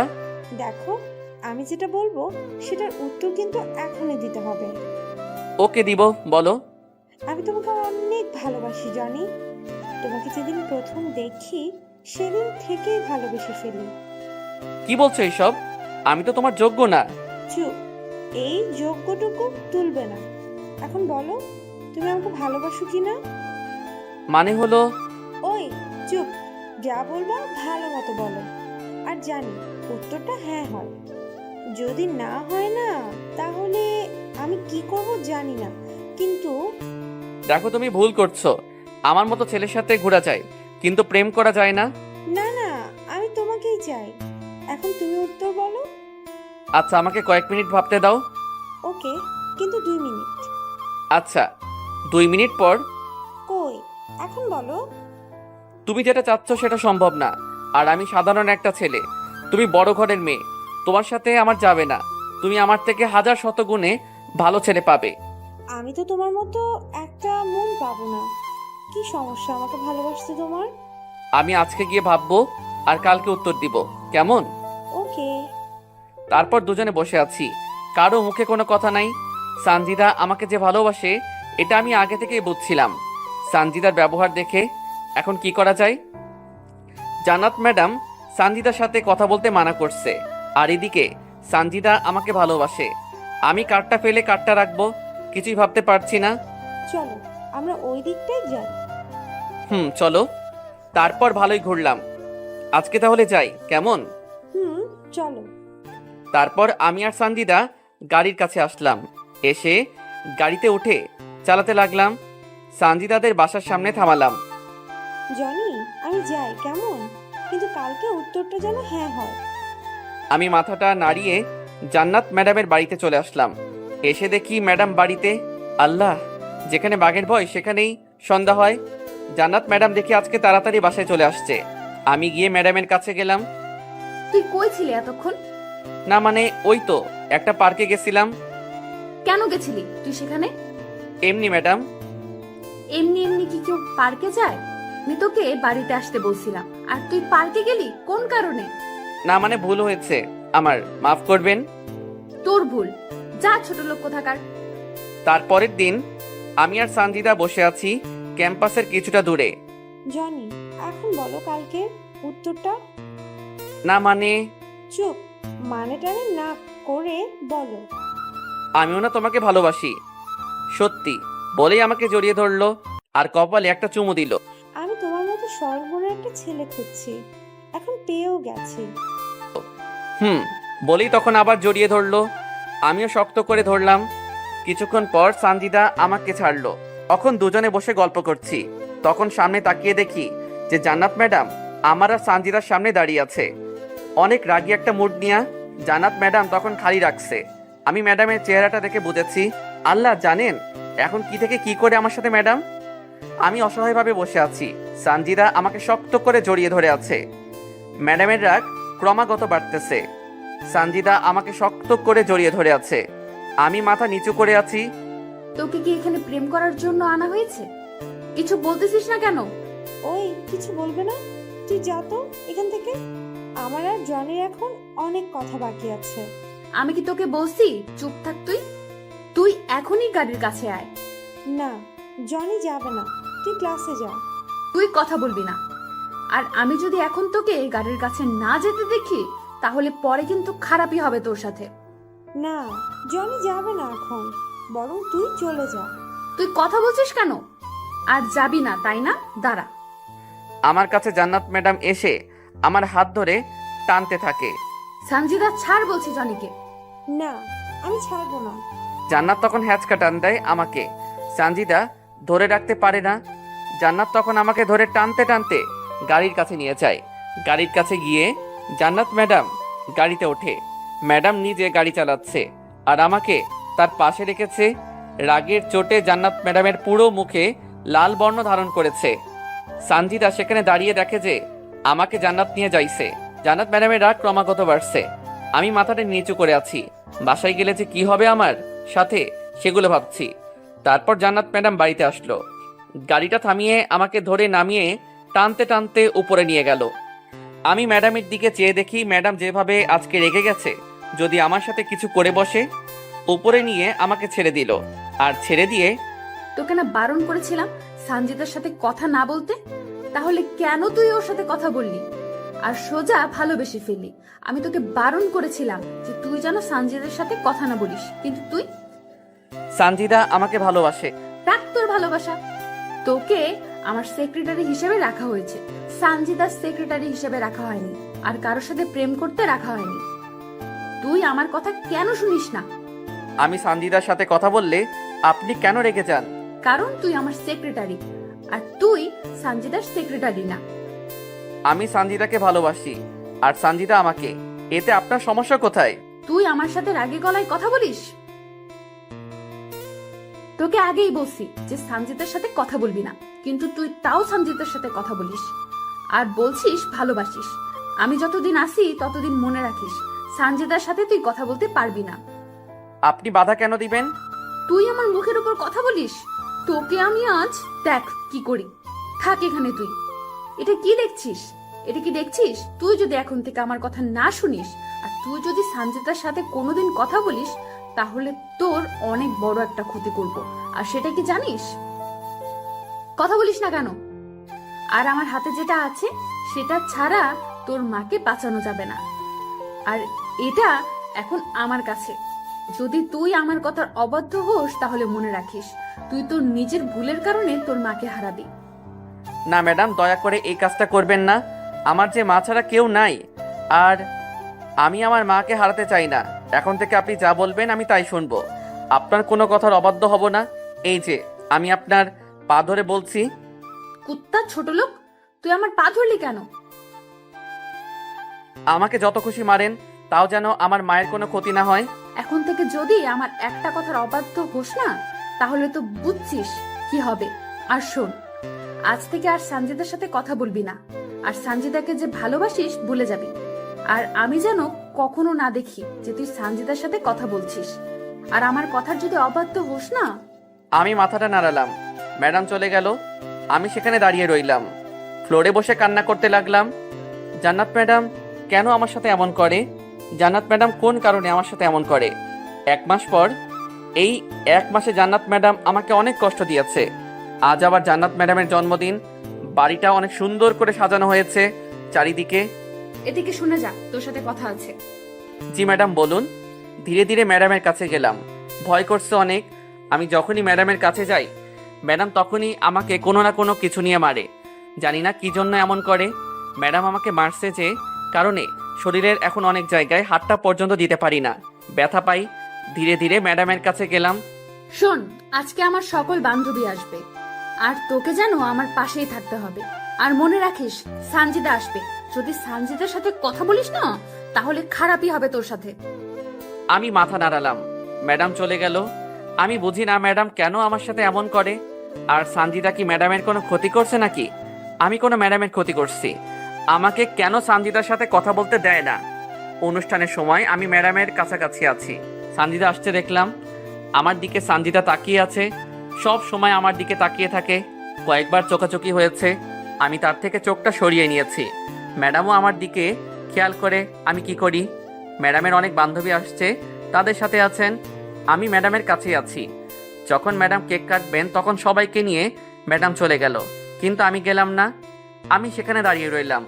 আমি গিয়ে সেখানে কি করব? ম্যাডাম চলে গেল কেক কাটতে। দেখি সঞ্জিতাও যায়নি। এই 1 মাসে একটা কথাও বলি নাই সঞ্জিতার সাথে। সঞ্জিতা তখন আমার কাছে আসলো আর আমার হাতটা ধরে টান দিয়ে একটা রুমে নিয়ে গেল। ওই, তুই আমার সাথে কথা বলিস না কেন? আমাকে মাফ করে দাও আর আমাকে ভুলে যাও। সেটা সম্ভব না।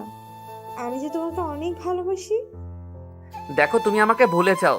আমি তোমাকে ভুলে যাব না। তুমি কেন আমার সাথে কথা বলো না? আমি জানি জান্নাতের জন্য কথা বলো না। হুম। আমি কিন্তু মরে যাব তোমাকে না পেলে। ধুর, কি যে বলো না। আমি সঞ্জিতাকে শক্ত করে জড়িয়ে ধরলাম। সঞ্জিতা আমাকে। সবাই সেখানে জান্নাত যে কেক কাটতেছে সেখানে আছে। হুম। সঞ্জিতা তখন আমাকে শক্ত করে জড়িয়ে ধরে আর ধীরে ধীরে সঞ্জিতা আমার কাছে আসতে থাকে। তারপর সঞ্জিতার ঠোঁট আমার ঠোঁটের উপর রাখে।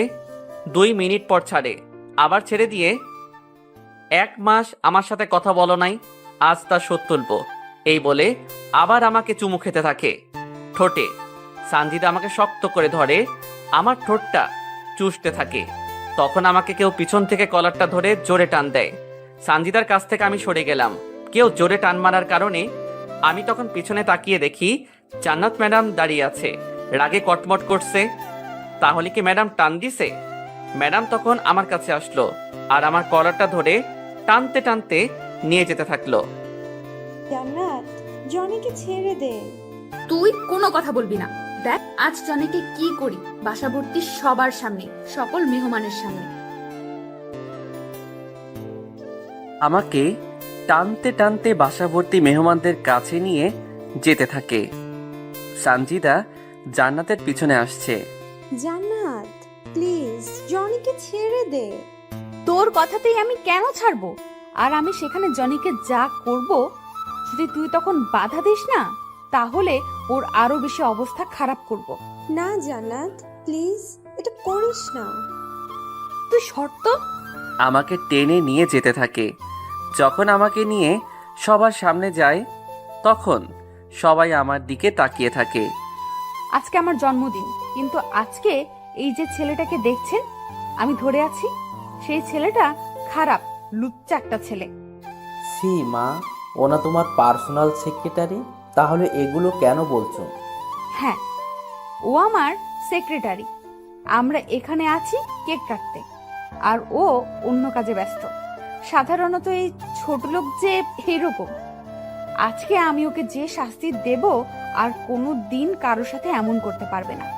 ছোট লোক হয়ে যাতে আমাদের মতো বড় লোকের মেয়েদের সাথে প্রেম না করতে পারে, আজ তার একটা শিক্ষা দিব।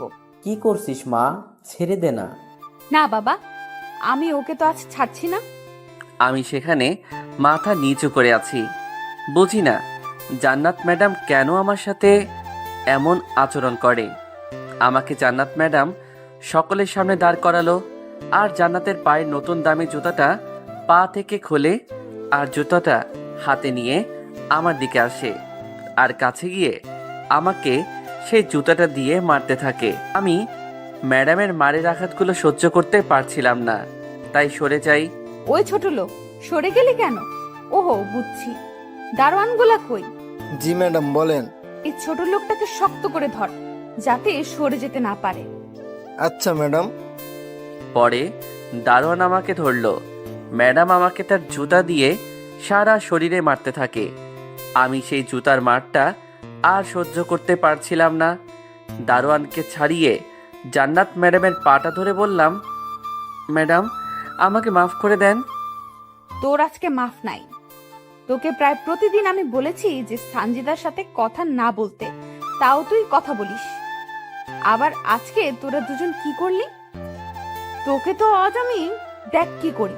আর আপনি কি ধরেন, ছেড়ে যায় কেন? জান্নাত মারছে সেটা সেখানকার সকলেই দেখছে, আর সবাই হাসছে। জান্নাত ম্যাডাম আবার আমাকে তার জুতা দিয়ে আমার গালে আঘাত করে। মাইরের চোটে আমার গালটা কেটে গিয়ে তার থেকে রক্ত বাহির হতে থাকে। তাও মারতে থাকে। গালের প্রায় বেশি অংশ কেটে যায়। কি করছিস জান্নাত? এটা ছাড়, ছাড় বলছি। না বাবা, ছাড়বো না আমি। ছাড়, তা না হলে ছেলেটা তো মরে যাবে। আর এইভাবে কি সবার সামনে কাউকে মারতে হয়? তুমি জানো না, আমি ওকে প্রতিদিন বলছি যে আমি যেটা বলবো তা শুনবি, আর অন্যজনের কাছে যেতে না করেছি কতদিন, কিন্তু ও প্রতিদিন তার সাথে কথা বলে, তাই তো আজকে এরকম করলাম। সি জান্নাত, এরকম করে? কাউকে মারে, তাও আবার সকলের সামনে। দেখ জনিকে কি অবস্থা করছিস। যেটা করছি তার চেয়ে আরো বেশি করতাম যদি তুমি না ফেরাতে। জান্নাত তখন আমার দিকে চায়, দেখে যে মুখের উপর পুরোটা রক্তে লাল, টপ টপ করে মেঝেতে রক্ত পড়ছে। জান্নাত আমাকে এতটাই মার দিছে, তার সেই আঘাতগুলো গালে জখম হয়ে আছে, আর পুরো গালটা লাল বর্ণ ধারণ করেছে। গালের প্রায় অর্ধেক অংশ কেটে গেছে। মেঝেতে সেই রক্ত পড়ছে, আর শরীরের আঘাত করায় শরীর থেকে রক্ত পড়ছে। জুতাতে রক্ত লেগে আছে। সানজিদা তখন আমার কাছে আসে। তখন জান্নাত সানজিদাকে ধরে। তুই যদি এখন জনিকে ধরিস তাহলে আমি আবার জনিকে মারবো। কি বলিস এগুলা? একটু ভালো করে তাকিয়ে দেখ যে কি অবস্থাটা করছিস জনিকে মেরে। তার মধ্যে আবার বলছিস যে আবার মারবি। কেমনে পারবি তুই? আমি সব পারি, আর তুই এখন যদি জনিকে ধরিস তাহলে মনে রাখিস এর চেয়ে আরো বড় কিছু করব। তুই কেমনে আবার মারবি জনিকে? দেখ, আর কোন জায়গায় মারবি জনিকে? কোন জায়গাটা কি বাদ রেখেছিস? তোকে কি সেগুলো বলতে বলছি? তুই চুপ কর, তা না হলে কিন্তু তোর রাগ আবার ওর উপর ছাড়বো। তুই তো আগে এমন ছিলি না রে, কেন জনিকে মারছো? দেখছিস, তুই এর ফল একদিন পাবি। তোকে তো বলতে বলিনি, আর আমি আগেও এমনই ছিলাম, ওকে? সানজিদা সেখানে প্রায় কান্না করে দেয়। আমার দিকে তাকিয়ে দেখে সেখানে দাঁড়িয়ে আছি। পুরো মুখটা দিয়ে আমার রক্ত পড়ছে। না পারছে আমাকে ধরতে, না পারছে জান্নাতকে কিছু বলতে। আমি সেখানেই দাঁড়িয়ে আছি। গালে অনেক ব্যথা করছে, প্রচণ্ড রকমের ব্যথা। আমার মুখ থেকে প্রায় অনেক রক্ত পড়ছে। জান্নাতের বাবা তখন আমার কাছে আসে, এসে আমাকে ধরে রুমে নিয়ে আসে। জান্নাতের বাবা তখন আমার মুখে রক্ত মুছতে চায়। মোছার সময় দেখে যে গালটা জুতার বাড়িতে অনেক জায়গায় কেটে গেছে, ফেটে গেছে, আর কয়েকখানে অনেক বড় ধরনের আঘাত হয়েছে। জান্নাতের বাবা এগুলো দেখে আর ভাবতে থাকে, এরকমভাবে মারতে পারলো জান্নাত। জান্নাতের বাবা তখন ডাক্তারকে ফোন করে আসতে বলে। কিছুক্ষণ পর ডাক্তার আসে। অবাক হয়ে যায়, এইভাবে যে এতটা ভয়ঙ্কর রকম অবস্থা মুখের। ডাক্তাররা তখন আমার মুখের কাছে নিয়ে মুখে রক্ত যখন অ্যালকোহল প্যাডস দিয়ে যখন মুছতে যায়, মুখের কাছে যখন সেটা নিয়ে গালেতে লাগায়, আমি তখন মা মা বলে চিৎকার করে কান্না করে দেই। তখন ডাক্তার সেটা সরিয়ে ফেলে। আবার যখন দিতে যায়, আমি তখন আবারও ব্যথার কারণে কান্না করে দেই। ডাক্তার তখন আমার অবস্থা দেখে আমাকে ঘুমের ইঞ্জেকশন দিয়ে দেয়। তারপর আমার মুখে ঔষধ লাগিয়ে দেয়। জান্নাত এদিকে অনুষ্ঠানে ব্যস্ত।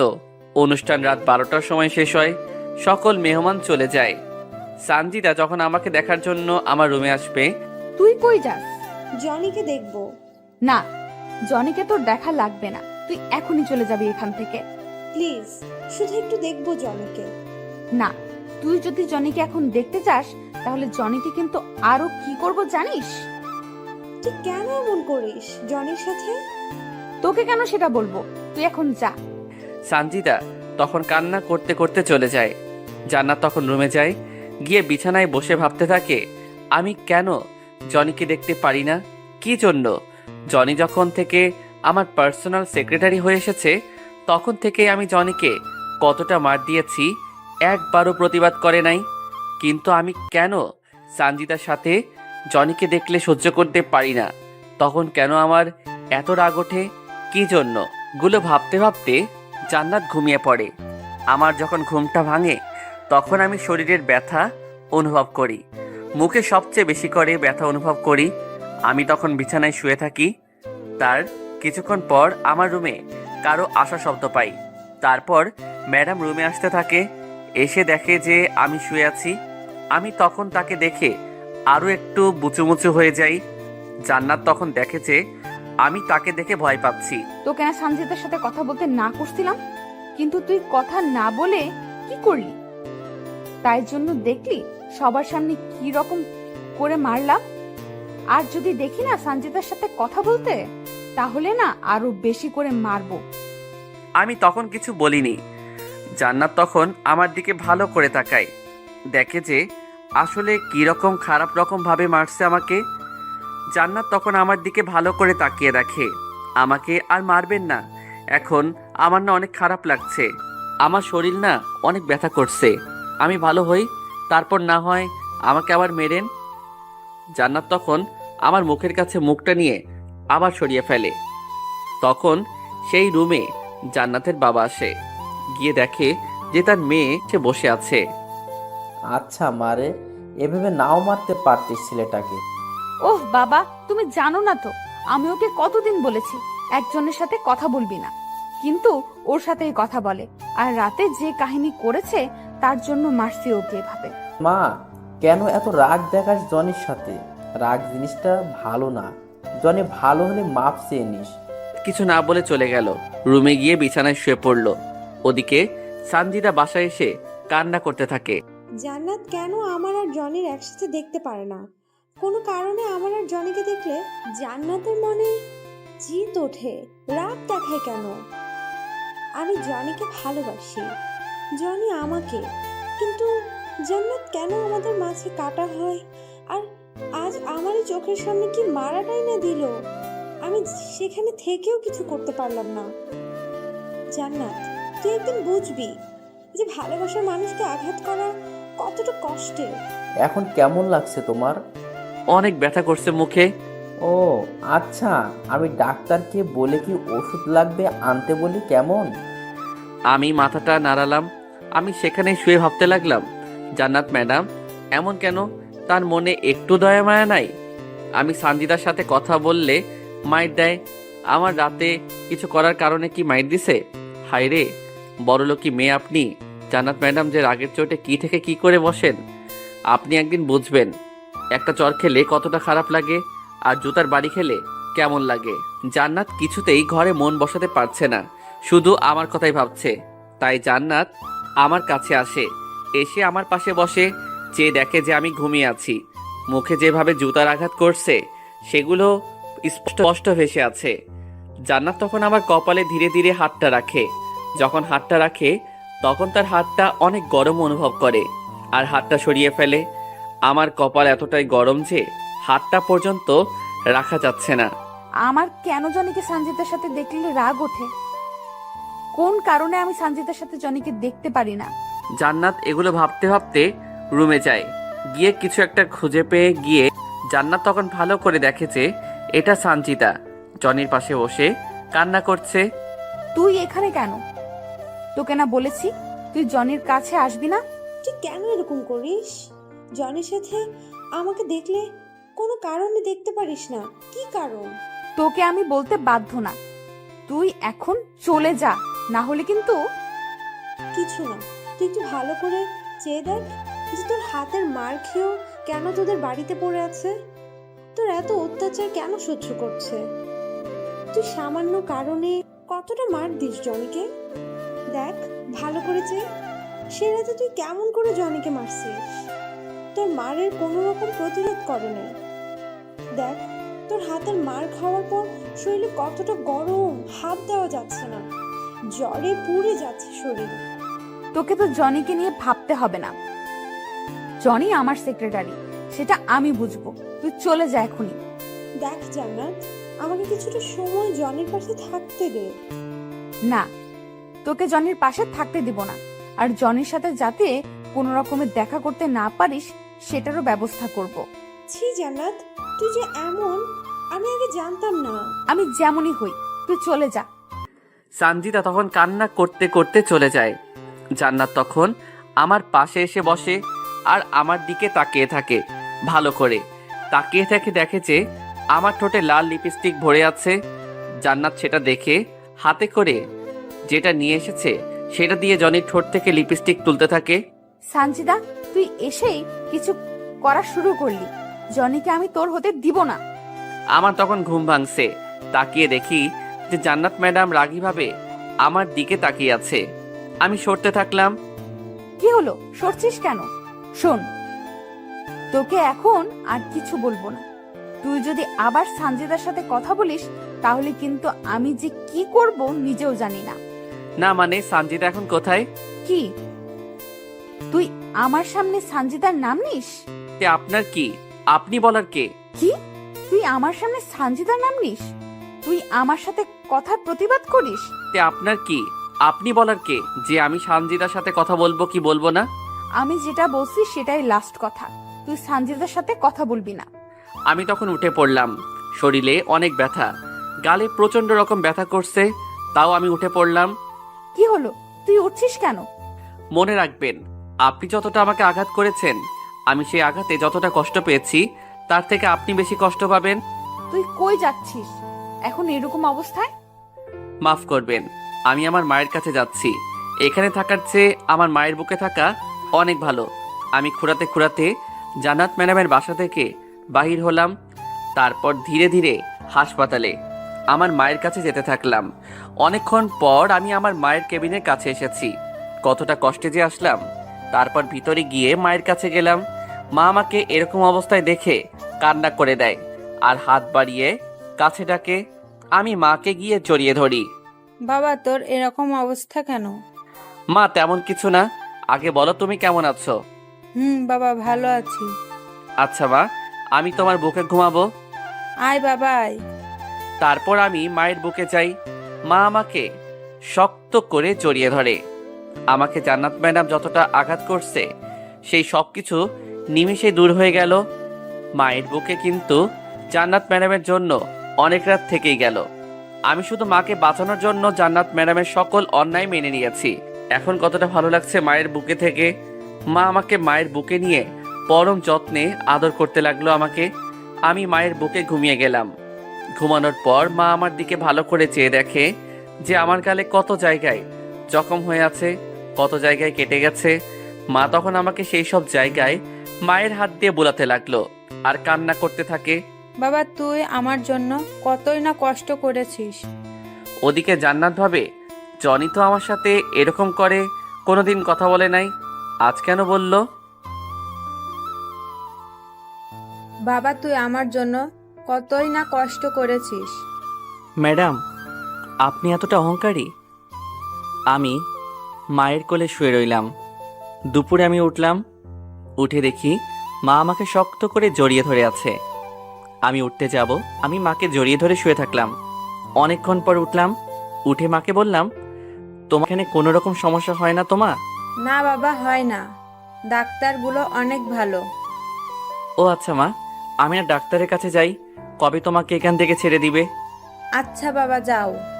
তারপর আমি ডাক্তারের কাছে যাই, গিয়ে আসতে পারি ডাক্তার? আসুন, বসুন। আমার মাকে কবে এখান থেকে নিয়ে যেতে পারবো? আপনার মায়ের সব রকম সমস্যা এখন আর নেই। আপনি আপনার মাকে কিছুদিন পরে নিয়ে যেতে পারেন, কিন্তু 2 দিন পর আমি আপনার সাথে দেখা করতাম, কেননা ছোট্ট একটা থেরাপি দেওয়া লাগবে। ও, তো দিয়ে দেন সেই থেরাপিটা। সেই থেরাপিটার জন্য আপনি কালকে 3 লাখ টাকা জমা দিবেন। কি বলছেন, এত টাকা? যদি আপনার মাকে বাঁচাতে চান তাহলে এই থেরাপিটা দিতে হবে। আচ্ছা ডাক্তার, আমি কালকে জমা দিয়ে দিব, কেমন? আজ তাহলে আসি। আচ্ছা। আমি চলে এলাম মায়ের কাছে। মায়ের কাছে মুখটা বেজার করে যাওয়া যাবে না, তাহলে মা চিন্তা করবে। তাই হাসি খুশি মনে মায়ের কাছে গেলাম।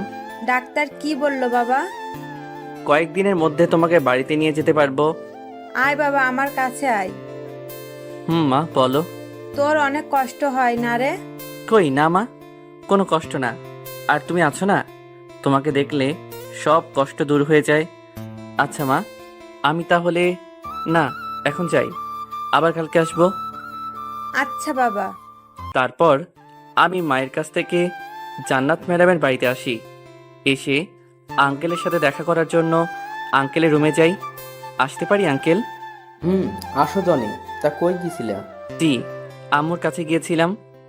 তোমার মা এখন কেমন আছে? জি ভালো আছে, কিন্তু মায়ের একটা থেরাপি দেওয়া লাগবে, তার জন্য না আঙ্কেল টাকা লাগবে। ও, তার জন্য তুমি চিন্তা করো না, তোমার মায়ের থেরাপি দেওয়ার টাকাটা আমি হাসপাতালে পাঠিয়ে দিবানি, কেমন? আচ্ছা আঙ্কেল। যাও বাবা, তোমাকে না জান্নাত খুঁজছে, যাও জান্নাতের কাছে যাও। Okay uncle. তারপর জান্নাত ম্যাডামের রুমের কাছে যাই, গিয়ে আসবো ম্যাডাম? আসো। জি বলুন, কি জন্য আমাকে ডাকছিলেন আপনি? তখন আমাকে কোনো কিছু না বলে কই গেছিলি? আমার মায়ের কাছে গিয়েছি। শোন, তোকে আজকে কতগুলো কথা বলবো, সেগুলো যদি মানিস তাহলে তোর জন্য ভালো, না হলে খারাপ। না মানে কি কথা বলুন। তোর মায়ের থেরাপির জন্য টাকা লাগবে, আর তাহলে তোর মা বাঁচবে না, আর তা না হলে তোর মা বাঁচবে না, তাই তো? জি না মানে আপনি জানলেন কি করে? আমি যেইভাবেই জানি না কেন, শোন, তোকে আমি যা বলবো তার সকল কথা তোকে ভালো মতো শুনতে হবে। যদি না শুনিস তাহলে তোর মায়ের টাকাটা দিব না। জি শুনবো ম্যাডাম, শুনবো, আমি আপনার সকল কথা শুনবো। তাহলে চল এখন তুই, আর আমি সানজিদার সাথে দেখা করব। আর আমার সামনে সানজিদাকে তুই বলবি তুই সানজিদাকে ভালোবাসিস না, ওর সাথে অভিনয় করেছিস ভালোবাসার। না ম্যাডাম, আমি এটা পারবো না। ভেবে দেখ, তুই আমার কথা না শুনলে কিন্তু তোর মায়ের। না না ম্যাডাম, আমি রাজি। Good boy. তাহলে চল এখনই। চলুন। তারপর ম্যাডাম আমাকে সাথে করে সানজিদার সাথে দেখা করাতে নিয়ে গেলেন। আমি সাথে গেলাম। অনেক কান্না পাচ্ছে। আমি কেমনে বলবো সানজিদাকে যে আমি তোমার সাথে অভিনয় করছি ভালোবাসার? নাম সে পড়ছি। চল আমার সাথে। চলুন। তারপর ম্যাডামের সাথে গেলাম, গিয়ে দেখি সানজিদা সেখানে আছে। জান্নাত ম্যাডাম আমাকে সানজিদার সামনে নিয়ে গেল। বল, কি যেন বলবি সানজিদাকে? বলো জনি, কি বলবা আমাকে তুমি? না মানে কি হলো বল। দেখো সানজিদা, আমি যে এতদিন যাবৎ তোমাকে ভালোবেসেছি সেটা ছিল পুরোটাই অভিনয়। আসলে আমি তোমাকে ভালোবাসি নাই। আমি তোমার সাথে এতদিন যাবৎ যা করছি তা সব কিছু অভিনয় করছি। কি বলছো এসব জনি তুমি? আর তুমি এটা কেন বলছো? আমি সত্য করে বলছি, আমি তোমার সাথে এতদিন যা কিছু করছি তা সকল কিছুই ছিল অভিনয়। তুমি আমাকে মাফ করে দিও। তোমার সাথে এতদিন ভালোবাসার অভিনয় করার জন্য আমাকে মাফ করে দাও। না, আমি এটা বিশ্বাস করি না। তুমি তো মিথ্যা কথা বলছো। প্লিজ জনি, আমি তোমাকে ছাড়া বাঁচবো না। দেখো সঞ্জিদা, আমি একটা রাস্তার ছেলে, আমি তোমার যোগ্য না। আর আমি এতদিন তোমার সাথে শুধু অভিনয় করছি। তুমি আমার থেকে অনেক ভালো ছেলে পাবে। না না, আমি বিশ্বাস করি না। নিশ্চয়ই জান্নাত তোমাকে এগুলো বলাতে বাধ্য করেছে। আমি জানি তুমি এরকম না। তুমি আমাকে ভালোবাসো, বলো জানি। তুমি আমাকে ভালোবাসো। তুমি আমার সাথে কোনো অভিনয় করো নাই। না সঞ্জিদা, আমি সত্যি কথা বলছি, আমাকে মাফ করে দিও তোমার সাথে এতদিন ভালোবাসার অভিনয় করার জন্য। বলো তুমি আমাকে ভালোবাসো। আমি তোমাকে চাই। তোমাকে ছাড়া আমি আর কাউকে চাই না। ছাড় সঞ্জিদা, জনিকে ছাড় তুই। আমাকে সঞ্জিদা জড়িয়ে ধরলো। দেখো সঞ্জিদা, তুমি আমাকে ছেড়ে দাও, আর আমার থেকে ভালো ছেলে পাবে, তাকে বিয়ে করে নিও। আমি তোমাকে চাই। তোমাকে ছাড়া আমি আর কাউকে চাই না।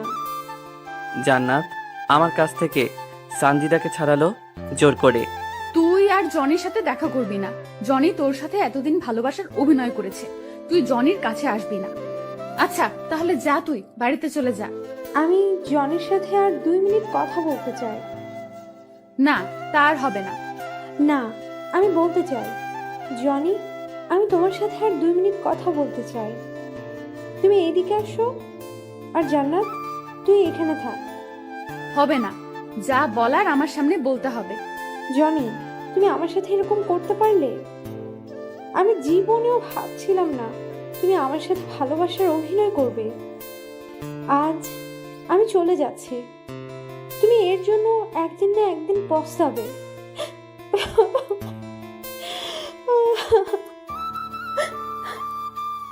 সঞ্জিদা, তুমি আমাকে ভুল বোঝো না। আমি মাকে বাঁচানোর জন্য আজ তোমার সাথে এই কাজটা করলাম। তুমি আমাকে মাফ করে দাও। জান্নাত ম্যাডাম, আপনি এই সব কিছুর জন্য একদিন পস্তাবেন, দেখে নিয়েন। একটু ভালোবাসার জন্য অনেক কাঁদবেন। গাড়িতে বসে আছি, ম্যাডাম গাড়ি চালাইছে। আপনি কেন করলেন এটা ম্যাডাম? তোর আর সঞ্জিদার মধ্যে যায় না, তাই এটা করছি। আপনি তো জানেন সঞ্জিদা আমাকে ভালোবাসে, তাহলে কেন করলেন? তোকে কি এখন তার কৈফিয়ত দেওয়া লাগবে আমার? দেখে নিয়েন, আজ আমার আর সঞ্জিদার মধ্যে ভালোবাসার যে ফাটল ধরালেন, একদিন এই ভালোবাসা পাওয়ার জন্য আপনি কাঁদবেন, একটু ভালোবাসা পাওয়ার জন্য চিৎকার করে কান্না করবেন। চুপ কর, তোর সেসব কথা। আমি চর খেয়ে বসে রইলাম। গাড়িটা এসে পৌঁছাইলো। আমার রুমে আয়, কথা আছে। ওকে আসছি। ম্যাডাম চলে গেল। আমি গাড়িটা রেখে ম্যাডামের রুমের কাছে গেলাম।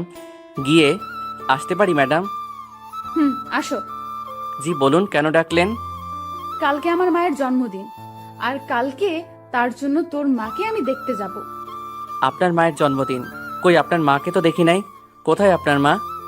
তোকে কি তার সব কথা বলতে হবে নাকি? যা এখন এখান থেকে। আমি চলে আসলাম। ম্যাডামের মায়ের জন্মদিন, আর আমি এতদিন যাবৎ যে ম্যাডামের বাড়িতে আছি, কই ম্যাডামের মাকে তো দেখছি না। তিনি কোথায়? জনি, এদিকে আসো। জি আঙ্কেল, বলুন। জান্নাতের কাছে টাকা দিয়েছি, তুমি কালকে জান্নাতের কাছ থেকে নিয়ে নিও। আচ্ছা আঙ্কেল, আপনাকে একটা কথা জিজ্ঞেস করতে পারি? করো। আন্টি কোথায়? জান্নাত ম্যাডাম বলল কালকে আন্টির জন্মদিন, কিন্তু আন্টি কোথায়? সেটা অনেক কথা। না মানে, এখন কি আন্টি বেঁচে আছে নাকি মারা গেছে? তোমার আন্টি এখনো বেঁচে আছে, কিন্তু কই আছে, কোথায় আছে আমি জানি না। কিন্তু কেন? আন্টি যদি বেঁচেই থাকে তাহলে কোথায় আছে জানেন না কেন?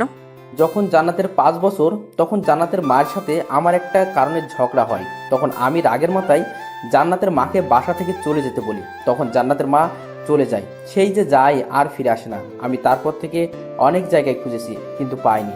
জান্নাতের মাকে আমি ভালোবেসে বিয়ে করেছিলাম। জান্নাতে মা ছিল গরিব ঘরের মেয়ে, কিন্তু আমার এই বাসা থেকে চলে যাওয়ার পর অনেক জায়গায় জান্নাতের মাকে খুঁজেছি কিন্তু পাইনি। জান্নাত এখন তার মায়ের ছবি বুকে নিয়ে ঘুমায় আর কান্না করে। ও আঙ্কেল, মাফ করবেন আপনাকে অতীত মনে করিয়ে দেওয়ার জন্য। আচ্ছা, সমস্যা নাই। আমি চলে আসলাম আঙ্কেলের রুম থেকে।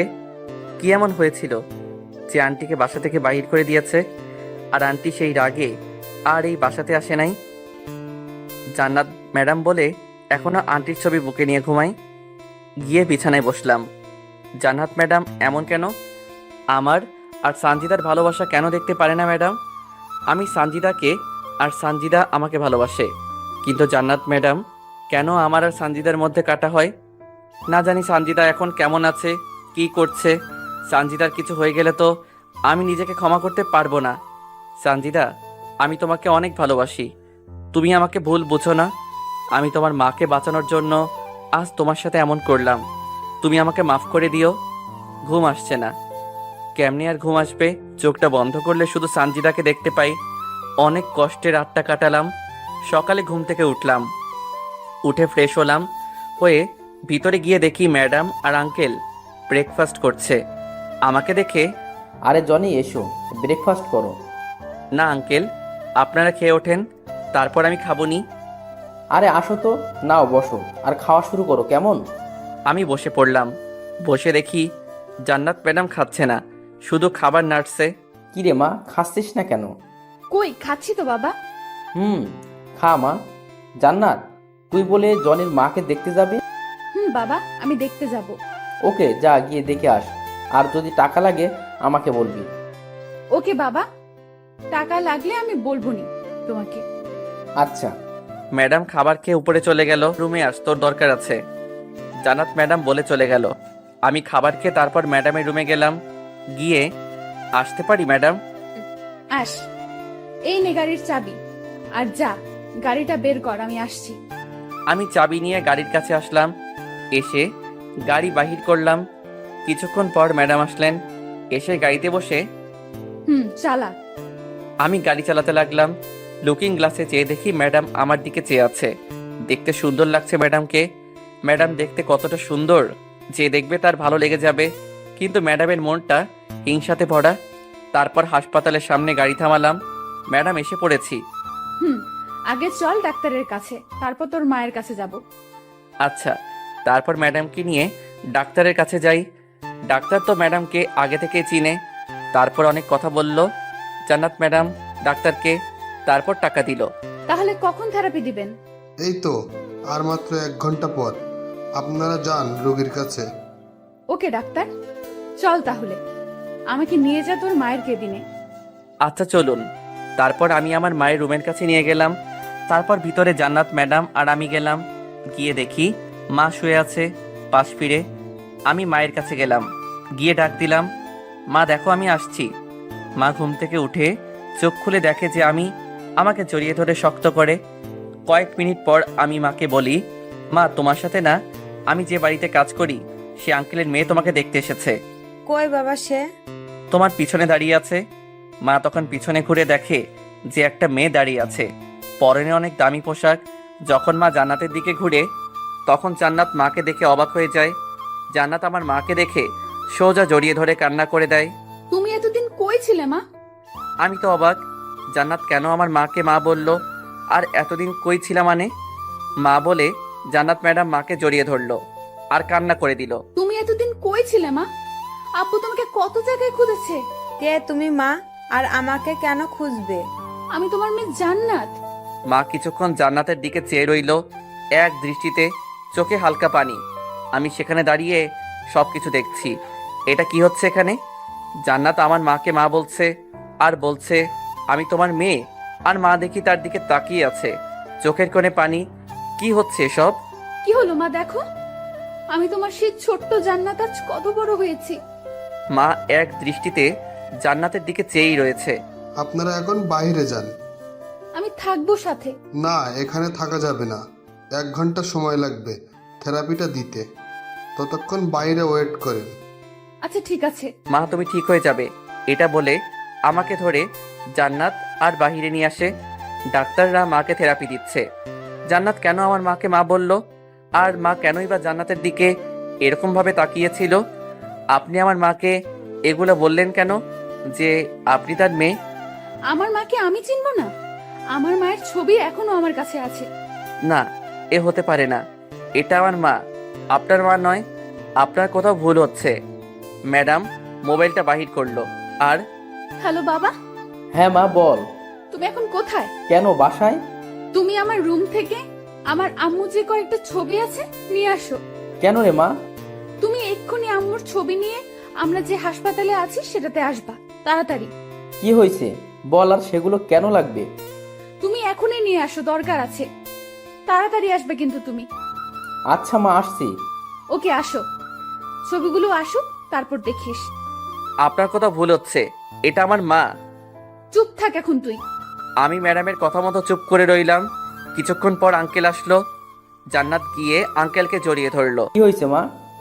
একটু পর সব জানতে পারবি, আগে ছবিগুলো দাও। এই নে মা ছবিগুলো। জান্নাত ম্যাডাম ছবিগুলো নিয়ে আমার কাছে আসলো। এই দেখো আমার মায়ের ছবি, অনেক দিন আগের। আমি ছবিগুলো হাতে নিলাম, নিয়ে যখন একটা ছবি দেখলাম তখন আমি অবাক হয়ে গেলাম, কেননা এটা তো আমার মা। তাহলে আঙ্কেল আর মা একসাথে এখানে ছবি তোলা। আরেকটা দেখলাম, সেটাতে দেখি একটা ছোট মেয়ে আর আঙ্কেল আর মায়ের ছবি। আরও কয়েকটা দেখলাম, সবগুলাতে মা রয়েছে। আগের ছবিতে মাকে অনেক সুন্দর দেখা যাচ্ছে, কিন্তু এখনকার সাথে কিছুটা অমিল। কিন্তু এটা যে আমার মা, তাহলে জান্নাত ম্যাডাম আর আঙ্কেলের সাথে কেন? দেখছিস? আমি ছবিগুলা ম্যাডামকে দিলাম আর সেখানে বসে পড়লাম। না, এটা হতে পারে না। আমার মা আর কারো হতে পারে না। যদি এটা জান্নাতের মা হয় তাহলে আমি কে? সেটা তুই জানিস। কি হয়েছে কিছুই তো বুঝছি না মা। আর জনি, তুমি এখানে বসলে কেন? ওঠো। সব বুঝবে বাবা, আর কিছুক্ষণ পর। রোগীর থেরাপি দেওয়া কমপ্লিট, আপনারা রোগীর কাছে যেতে পারেন। জান্নাত তখন দৌড় দিয়ে ভিতরে যায় মায়ের কাছে। মা দেখো, আমি তো তোমার সেই ছোট্ট জান্নাত, যাকে তুমি অনেক ছোট রেখে চলে আসছিলে। এই দেখো তোমার ছবি, সাথে আমি বাবা। মা জান্নাতের মাথায় হাত রাখে। এখন তুমি তো অনেক বড় হয়ে গেছো। জনি কোথায়? বাহিরে আছে। আর মা, আজ থেকে তুমি আমার সাথে থাকবে। না রে মা। আমি আব্বুকে আনছি। জান্নাত তখন বাহিরে আসে আর আঙ্কেলকে ভিতরে নিয়ে যায়। আব্বু, আজকে না তোমাকে একজনকে দেখাবো, যাকে দেখে তুমি চমকে যাবে। কাকে দেখাবি মা? তারপর মায়ের কাছে নিয়ে যায়। মা অন্য পাশে শুয়ে রয়েছে। মা দেখো, বাবাকে নিয়ে আসছি। কাকে মা বলছো? জান্নাত তখন মায়ের কাছে যায় আর মাকে ঘোরায়। আঙ্কেল মাকে দেখে অবাক হয়ে যায়। আঙ্কেল তার স্ত্রীর চেহারা দেখে কাছে যায়। মা আঙ্কেলের দিকে তাকিয়ে আছে, কোনো কিছু বলছে না। দেখো, আমাকে মাফ করে দাও। আর এই যে দেখো তোমার মেয়ে, এটা জান্নাত, যে এখনো তোমার ছবি দেখে আর কান্না করে। কি হলো, কথা বলছো না কেন? আমাকে ক্ষমা করে দাও। জনি কোথায়? জনি তো বাইরে। জনিকে ডাক দেন। জান্নাত, যা জনিকে ডেকে নিয়ে আস। জান্নাত আমাকে ডাকতে আসে, এসে দেখে আমি নাই। কিছুক্ষণ খোঁজার পর আমাকে পায় না। তখন জান্নাত তার মায়ের কেবিনে গিয়ে বলে, জনি কোথায় যেন গিয়েছে। তুই এতদিন কই ছিলে? জনিকে আগে আমার সামনে আনো, আমি জনিকে দেখব। কি রে মা, জনিকে একটু ভালো করে খুঁজে দেখ মা, কই জনি? ওকে আব্বু। জান্নাত তখন আমাকে খোঁজার জন্য কেবিনের বাইরে যায়, গিয়ে খুঁজে পায় না। তারপর জান্নাত একটা নার্সকে জিজ্ঞেস করে, একটু আগে দেখলাম কান্না করতে করতে বাহিরে যেতে একটা ছেলেকে। জান্নাত যখন দৌড় দেয় বাহিরের দিকে আমাকে খোঁজার জন্য। জনি আবার কোথায় গেল? জান্নাত তখন বাহিরে আসে। বাহিরে এসে দেখে যে আমি নাই। কই গেল তাহলে জনি? কিছুক্ষণ খোঁজার পর আমাকে পায় না জান্নাত। তখন আমাকে ছাড়াই ওপরে যাই, গিয়ে মা, পেলাম না তো জনিকে, কই যেন গেছে। কই গেল আবার জনি? তুমি কি ভালো করে খুঁজো নাই? আমি ভালো করেই খুঁজেছি, কিন্তু পাই নাই। আমি নার্সকে জিজ্ঞেস করছিলাম জনির কথা, তারা বলল যে বাইরেই তো গেল। তখন আমি বাইরে যাই, কিন্তু পাই না। আচ্ছা, আমি দেখছি কি করা যায়। মা, তুমি এখন পুরোটা সুস্থ হয়ে যাবে। আমার সুস্থ দিয়ে কি করব? জনিকে দেখব। জনিকে আমার সামনে আন না। মা জনিকে খুঁজতে গেছে। বাবা, তুমি এখন থেকে আমার কাছে থাকবে। আমি তো তোমাকে আর কোথাও যেতে দেব না। আমি কান্না করতে করতে বাহিরে চলে আসলাম। এসে রাস্তা দিয়ে হাঁটতেছি আর ভাবতেছি, জান্নাত যদি মায়ের আসল মেয়ে হয় তাহলে আমি কে? আমার মা বাবাকে। মা তো আমাকে এ কথা কোনোদিন বলে নাই যে আমি তার ছেলে না। খুব কষ্ট লাগতেছে। যাদের বাড়িতে থাকলাম, জান্নাত ম্যাডামের হাজারো অপমান, মায়ের আরো কত কি খেলাম যাতে মাকে বাঁচাতে পারি। আর সেই মা জান্নাত ম্যাডামের মা। হে আল্লাহ, কি অপরাধ আমি করছি যে তুমি আমার সাথে এরকম করো? আর জান্নাত ম্যাডাম কেন আমার সাথে এমন করে? জান্নাত ম্যাডাম কেন আমার কাছ থেকে সকল কিছু কেড়ে নেয়? আমি তো জান্নাত ম্যাডামের কোনো ক্ষতি করি নাই, তাহলে ম্যাডাম কেন আমার ক্ষতি করে? সানজিদাকে আমার কাছ থেকে সরিয়ে দিল। আমি এতদিন যাবৎ যাকে মা বলে জানি, সেই মাও জান্নাত ম্যাডামের মা। কেন কেন জান্নাত ম্যাডাম কেন আমার কাছ থেকে আমার সকল কিছু কেড়ে নেয়? মায়ের টাকার জন্য কত কষ্ট করলাম, আর সেই মা অন্যের মা। রাস্তা দিয়ে হাঁটতেছি, খুব কষ্ট হচ্ছে বুকের ভিতর। রাস্তা দিয়ে হাঁটতে হাঁটতে দেখি একটা মেয়ে রাস্তা দিয়ে ও পাশে পাড়ি হতে যাচ্ছে, কিন্তু পারতেছে না। যখন পাড়ি হবার জন্য আগাচ্ছে, তখনই কোনো না কোনো গাড়ি আসতেছে। তারপর তিনি রাস্তা পাড়ি হতে যাচ্ছেন, কিন্তু পারতেছে না। যখন পাড়ি হতে যাচ্ছেন, তখন একটা গাড়ি তার বিপরীত দিক থেকে আসতেছে। তিনি সেটা না দেখেই পাড়ি হতে যাচ্ছেন। আমি তখন দৌড় দিয়ে তার কাছে যাই, গিয়ে তার হাত পা ধরে টান দেই, আর আমার একটা হাত সেই গাড়ির সাথে লাগে। সেখানে কেটে গিয়ে রক্ত পড়তে থাকে। আপনি রাস্তা দিয়ে দেখে পাড়ি হবেন না? এখনই তো অ্যাক্সিডেন্ট হয়ে যেত। ও সরি, আসলে পারি হতে পারতেছি না, তাই। আপনাকে অনেক ধন্যবাদ আমাকে বাঁচানোর জন্য। ভালো মতো দেখে চলবে রাস্তা, কেমন? তখন তিনি আমার হাতের দিকে তাকান। আপনার হাত তো দেখতেছি কেটে গেছে। আমার বাসাতে চলুন, আপনার হাতে ব্যান্ডেজ করে দিব। আরে না, লাগবে না, এটুকু কাটা কিছুই হবে না। আপনার হাত থেকে যে অনেক রক্ত পড়তেছে, আর আপনি তো ব্যথাও পাইছেন। আর ব্যথা? এই ব্যথা কোনো কিছুই না। তখন তিনি আমার দিকে ভালো করে তাকালো। আপনার গলাটা এমন কেন? মনে হয় কোনো কিছু দিয়ে জোরে আঘাত করছে, আর আপনি মনে হয় অনেক কান্না করছেন। আসুন না আমার সাথে। না না, আপনি যান। আসুন বলছি, আর আমার বাসার সামনে। আমার হাত ধরে টানতে টানতে নিয়ে যেতে লাগলো। আমি পরে তেমন কিছু বললাম না। হাতে ব্যথাও করতেছে। তার বাসায় নিয়ে গিয়ে আমাকে ভালো মতো ব্যান্ডেজ করে দিল। আচ্ছা, আপনার কি অনেক কষ্ট নাকি? আপনি জানলেন কি করে আমার যে কষ্ট? আপনার চেহারা দেখে আপনি মনে হয় অনেক কান্না করেছেন। কিসের জন্য? অনেক কিছুর জন্য। আমি কি শুনতে পারি সেই সব কথা? আর আপনার গালে অনেক ক্ষত, কিন্তু কেন? সেই সব যে আমার কষ্টেরই ফল। বলুন না, আপনার কিসের কষ্ট? কি করবেন আমার কষ্টের কথা শুনে? বলুন না, দেখি আপনি সেই সব কষ্টের কথা। আমি তাকে আমার সকল কথা বললাম। আপনি এতটা আঘাত সহ্য করেছেন? হুম। আচ্ছা, তুমি এখানে থাকো, আমি তোমার জন্য খাবার নিয়ে আসি। না না, আমি খাবো না। চুপ, তুমি তো মনে হয় ভালো মতো খাও না। চলো, খাবে। না না। আচ্ছা, না খেলে বলো, আরেকদিন আসবে। আচ্ছা, আসবো। আজ তাহলে যাই। আচ্ছা, আরেকদিন কিন্তু আসবে। ওকে। তারপর আমি চলে আসি। বুকে খুব কষ্ট, কিছুই ভালো লাগতেছে না। আমার মাটাও যে এখন অন্যের। আমি এতদিন যাবৎ যাকে মা বলে আসছি, সেই মাও যে অন্যের। আমাকে তো মা কোনোদিন বলে নাই আমি তার ছেলে না। আমাকে তিনি শুধু লালন পালন করছে। আমার আসল মা তাহলে কে? আমি কার ছেলে? কে আমার মা, কে আমার বাবা? এগুলো ভাবলেই বুকের ভিতর মোচড় দিয়ে ওঠে। এতদিন জান্নাতের সকল কিছু সহ্য করে মাকে বাঁচালাম, আর সেই মাটাও জান্নাতের আসল মা। মাকে খুব দেখতে ইচ্ছে করতেছে। মাকে তো না দেখে চলে আসলাম। মা কি থাকতে এখন আমাকে খুঁজছে? মা কি এখন আমার সাথে থাকবে নাকি জান্নাতের কাছে থাকবে? আমি তো মাকে ছাড়া থাকতে পারবো না। মা কি থাকতে পারবে আমাকে ছাড়া? জান্নাত ম্যাডামের প্রতি অনেক রাগ ঘৃণা হচ্ছে। কেন জান্নাত ম্যাডাম আমার সাথে এমন করে? কেন আমার কাছ থেকে সকল কিছু জান্নাত ম্যাডাম কেড়ে নেয়? মাকে দেখতে মন চাচ্ছে, যাই মাকে একটু দেখে আসি। এরপর তো আবার মাকে দেখতে হলে জান্নাত ম্যাডামের পারমিশন লাগবে। সোজা চলে এলাম হাসপাতালে। মায়ের কেবিনের কাছে যেতেই দেখি জান্নাত ম্যাডাম কোথাও যেন যাচ্ছে।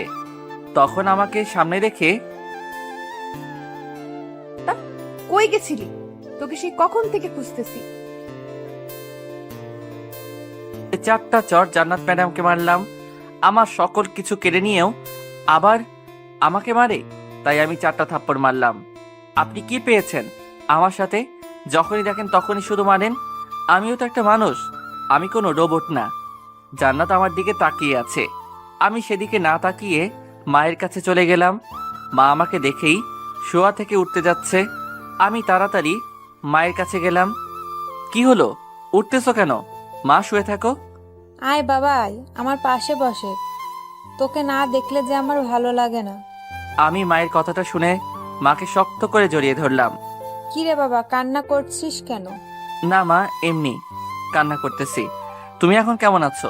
তোকে ছাড়া আমি কেমনে ভালো থাকি? তুই আইছিস, এখন আমি ভালো আছি। মা, মাকে ধরে কান্না করতেছি। তোমার কাছে কি আর এখন থেকে আমি থাকতে পারবো? তুমি ছাড়া যে মা আমার আর কেউ নাই। আমি তোমাকে ছাড়া কেমনে থাকবো? কই থাকবো? তোমার জন্যই তো আমি বেঁচে ছিলাম।